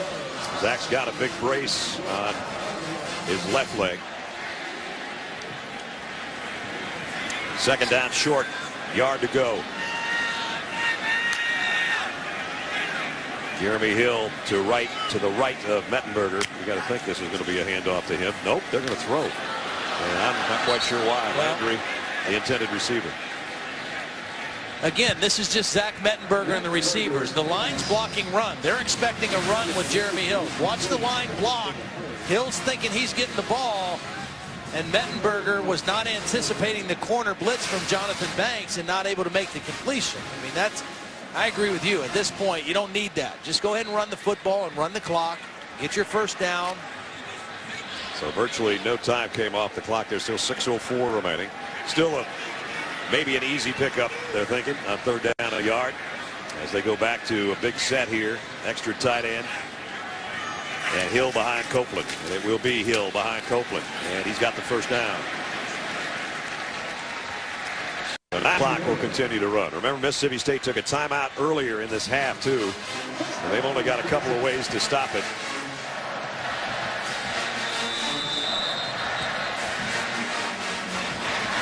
Copeland kind of dangling his right arm there as he comes off. You consider the impact that he makes with the guys he's blocking. I don't blame him for having a stinger here or there. Yeah. Trying to shake it off. Meanwhile, Spencer Ware back in as the deep back behind Mettenberger.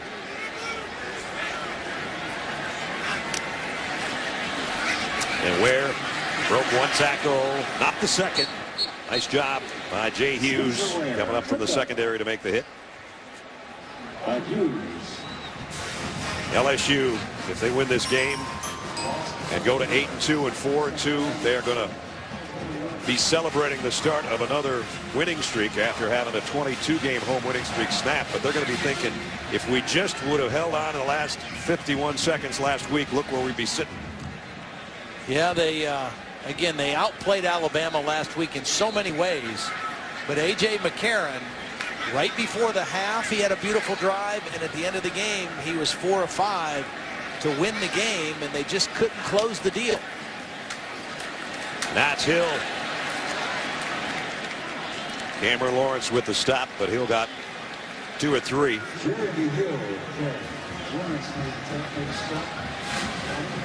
Well, they might have to put it in the air here, you would think. But you want to be careful, too. They're down to 9. The thing I'm impressed with LSU tonight and Les Miles, obviously the offensive balance, it's continued, but you know, the big question, would there be a hangover? Would they not be focused? Would they make mistakes? No, they didn't. You know, very few penalties, no turnovers. They've taken care of things. And I guess they did have the turnover on the punt that was muffed, but that wasn't an offensive mistake. That throw, catchable. Cadron Boone, it might have had a little bit too much on it for him, and so they do have to give up the football. If he makes that catch, they keep the drive going, they keep the clock going, but it skips off his hands. Yeah, this one was a little bit high and hot for Boone. He's open. Yeah, it was a little bit behind him, too. You get a second look. Brad Wing, his last punt, he dropped down at the 3-yard line with help from his punt coverage unit. This one's going to take a hop down around the 11 where Bumpus maybe got a 4-yard return. So Mississippi State's got a chance. 4 minutes, 3:59 to be exact remaining.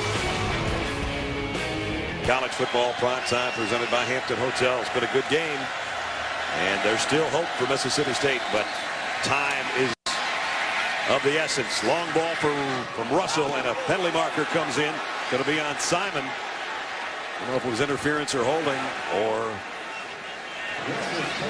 well, a better job by the 2 tackles, Clausell and Sidaway, blocking on Montgomery and Mingo that time. Gave Russell time to get the ball out there, and it looks like draw the penalty.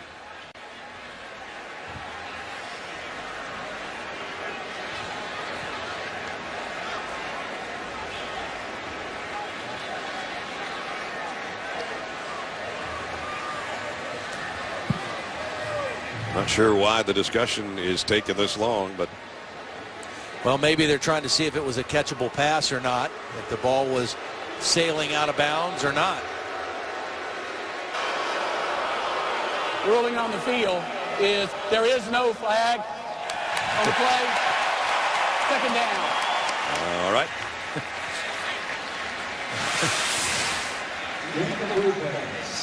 Disregard that flag. Yes. It's probably what you said, Todd, I think. Although we didn't get an explanation for it, I'm pretty sure that's the call.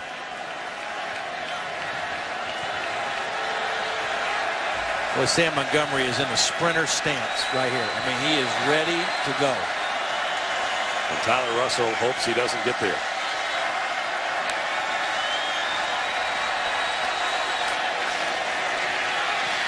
Russell goes right side, complete out to Clark. And Clark's got a first down at the 30.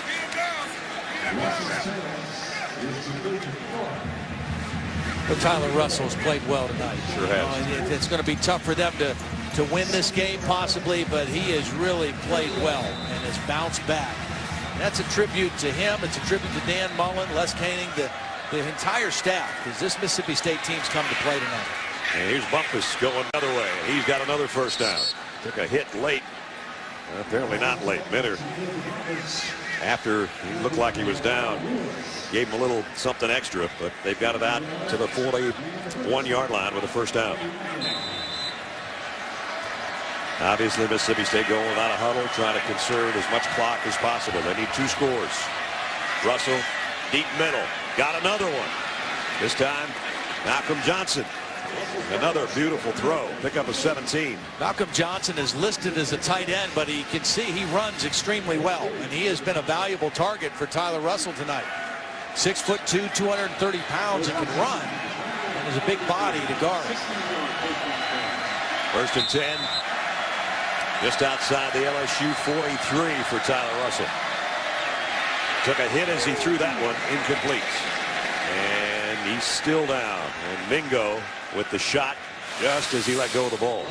See, right now LSU is not playing run at all. I mean, it's a 2-score game. They know Mississippi State has to throw, and that one-on-one matchup with the tackles against Mingo and against Montgomery is it's not a picnic. It's not an easy task, especially when they're just pinning their ears back and going after your quarterback.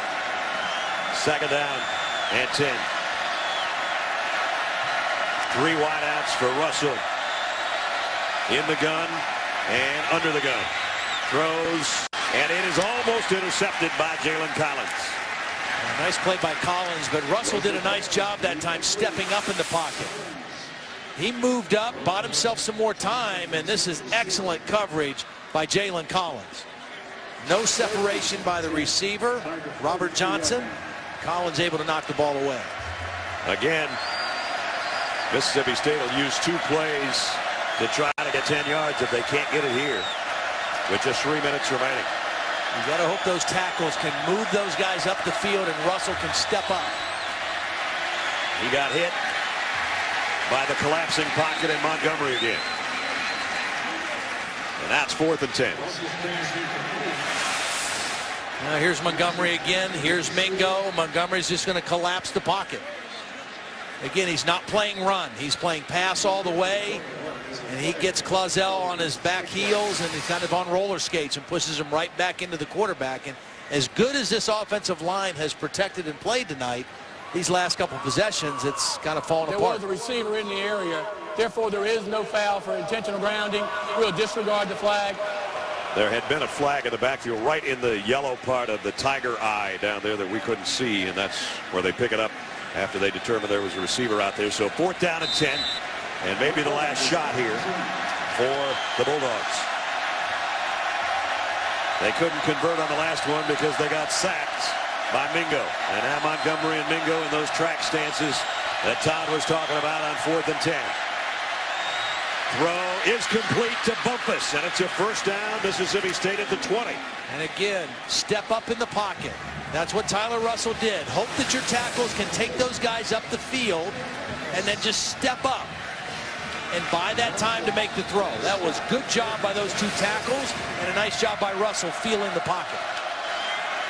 First and 10 at the 20 with 2:40 to play. Russell throws complete to Bumpus again. He's wrapped up and dumped backwards by Simon, but forward progress got it down, I think, around the 13-yard line. I don't know if I've ever done a game here where there were fewer people in the stands in a game that isn't over.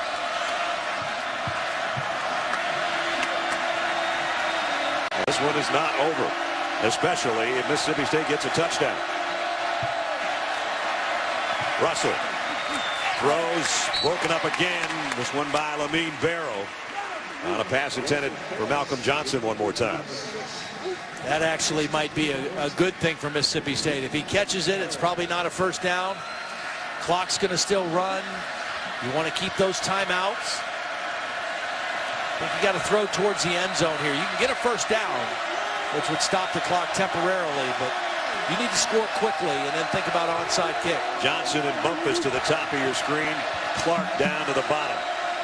And they're going to draw a play here. And they get the first down and a bunch more. First and goal inside the 5 by Nick Griffin, who just bulldozed his way down in the thick of that LSU defense. Yeah, good call, because again, LSU's not playing run at all. The clock stops while you move the chains. Now you go back to the throw game. Or your quarterback keeper who gets just drilled. And a flag down. I'm not sure they were set again. I don't know if they were all set or not. They tried to go quick count and the quarterback sneak. I'm not sure if they were set. Prior to the snap, false start, 61, offense, 5-yard penalty, first down. Dan Mullen with his quarterback over there on the sideline around the 22-yard line as he looks down at that list and see what they come up with as they walk it back almost to the 9-yard line. Well, the clock's starting now after they mark off the penalty and reset the ball. So Tyler Russell's got to get him in and out of the huddle. First and goal, but it's back at the 9. All three wide receivers to the right side. Russell looks that way, goes to the end zone, and in and out of the hands of Clark. Would have been a tough catch, but he put it in a pretty good spot where only he could catch it.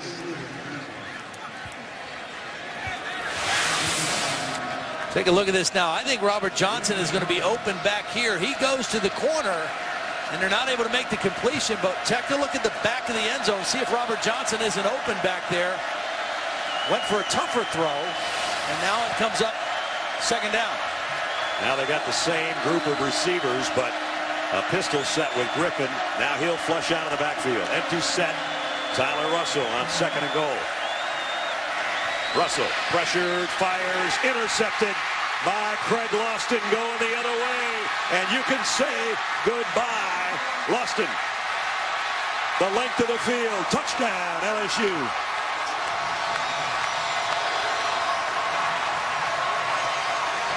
A 100 yards.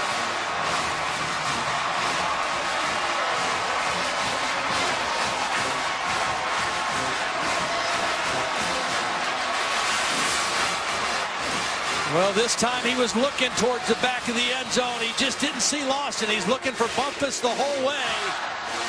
Loston comes from his blind spot right in the line of the football.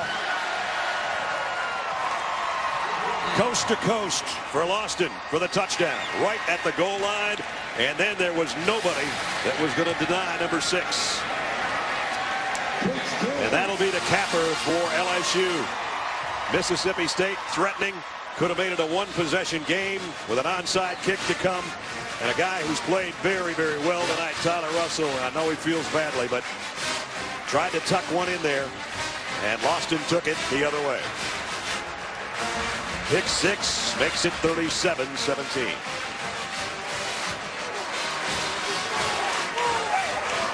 We've been talking about those safeties all night, how physical they can be. They can run, too. Yep, they sure can. Yep.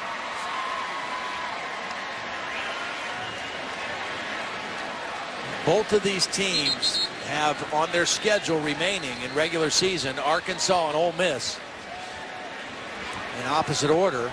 LSU has Ole Miss next, and we'll finish with Arkansas the Friday before Thanksgiving, or after Thanksgiving, I should say. That's one thing that Dan Mullen's done a great job with is the Egg Bowl, because they've gone 3-0 against Ole Miss while he's been there. And that's important to that state for a lot of reasons, especially recruiting. Lewis and Johnson are due from Mississippi State. So Hairston to kick off, and Lewis and Johnson are waiting on the other end.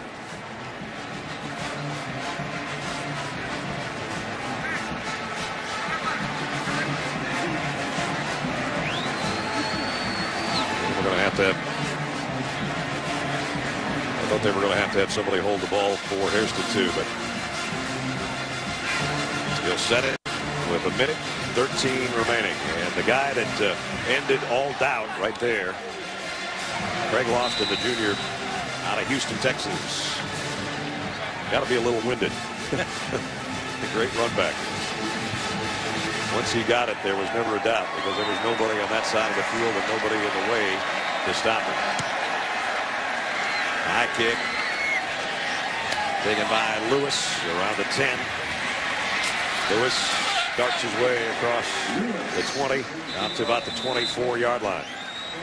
Well, you and I talked about a little while ago. LSU fans who have, for the most part, cleared out of here are thinking, if we just would have held on against Alabama, look where we'd be, because Alabama now in the big picture of things, upset by Texas A&M, shakes everything up. Shakes everything up. And, you know, and again, whether you like the BCS or don't like the BCS, the one thing it does is these games now, and when there's upsets like this, it doesn't just affect Alabama or the SEC. You got people in Eugene that are going crazy. You got people in Manhattan, Kansas, and South Bend that are celebrating right now because their teams get a chance to move up. And it'll be interesting to see how that shakes out on Sunday with the BCS rankings. You going with Kansas State as #1? Yeah, I am. I think that they have been the most consistent. I think that they're the #1 team. I think Oregon is gaining ground. You know, I think they continue to be impressive and dominant offensively, and their defense is better this year than I think maybe they've ever been. You've got Alabama falling down to 5 and Georgia moving up, don't you? Yeah, I think so. I think Georgia is getting better and better. You know, they really have taken off. They didn't look great in the win against Florida, but they got the win, and they've been really good ever since. Well, their only setback, of course, was to South Carolina, but they're going to the Georgia Dome for the 2nd year in a row, or they will be as soon as that Auburn game's over, and I don't think it's over yet, but it's got to be about as close as we are to being finished. You know, in a little smaller picture, just even within the SEC West now, it becomes very interesting. You know, Alabama still out there, but you've got LSU and Texas A&M kind of closing the gap a little bit with games to be played. That's actually the 3rd 100-yard interception return in LSU history. I didn't think there'd be very many of them. They had one in '64. White Graves in '64 and Greg Jackson in 1988, and then just a moment ago, Craig Lawson coast to coast on really one of the few mistakes made by Tyler Russell tonight. Well, similar, I think, to the way LSU came out of the loss last week to Alabama and felt pretty good about their team. I got to believe Dan Mullen feels better about his team after this loss and how they played than they did after the Alabama game or after the Texas A&M game. This was a much more competitive team tonight. And again, they still have big games left with Arkansas and Ole Miss, their arch rival in the Egg Bowl at the end of the year. Dan Mullen says, let's go home, fellas.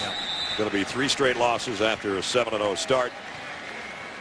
And impressive showing on the road in a tough place to play, but they come up short and they'll fall to 7-3, 3-3 in the SEC. And the Tigers do rebound after the setback to Alabama to give Les Miles a birthday present. Final play of the game. LSU wins it 37-17 is the final. And Les Miles on Saturday nights at home is 37-2 in his stay here in Baton Rouge in its 8th season. Good football game. Those two guys spent a lot of time on the field before the game chatting, and a lot of respect for each other and their programs. Winning coaches with Holly Rowe. Well, Coach, how do you describe the way your team fought back and didn't have a letdown effect this week in this game? Yeah, I didn't think that would happen. I just our football team talking about being a dominant team and talking about playing in big bowls and talking about continuing in our path, and I think that's what they did tonight. You guys seem to have really caught on fire on offense. How do you describe the growth you've seen in the last 2 weeks? I just think they got confidence. I think they understand when we call the route, what it's supposed to be, and Zach's, you know, on the money. So, how's this for a birthday present? Yeah, it's nice. Not bad for a birthday. Thank you, Coach. Thank you. Zach Mettenberger, 19 out of 30, 273 yards, 2 touchdowns. And Jarvis Landry, his favorite target, caught 9 balls. As Les Miles would say, on the back end of the week, we looked to play an opponent of quality. It was an opponent of quality, and they beat him by 20, 37-17. Thanks for watching ESPN, home of the Discover BCS National Championship game. For Todd Blackledge, Holly Rowe, Brad Nessler saying so long from Baton Rouge, Louisiana, as we headed back to the studio, and Reese Davis.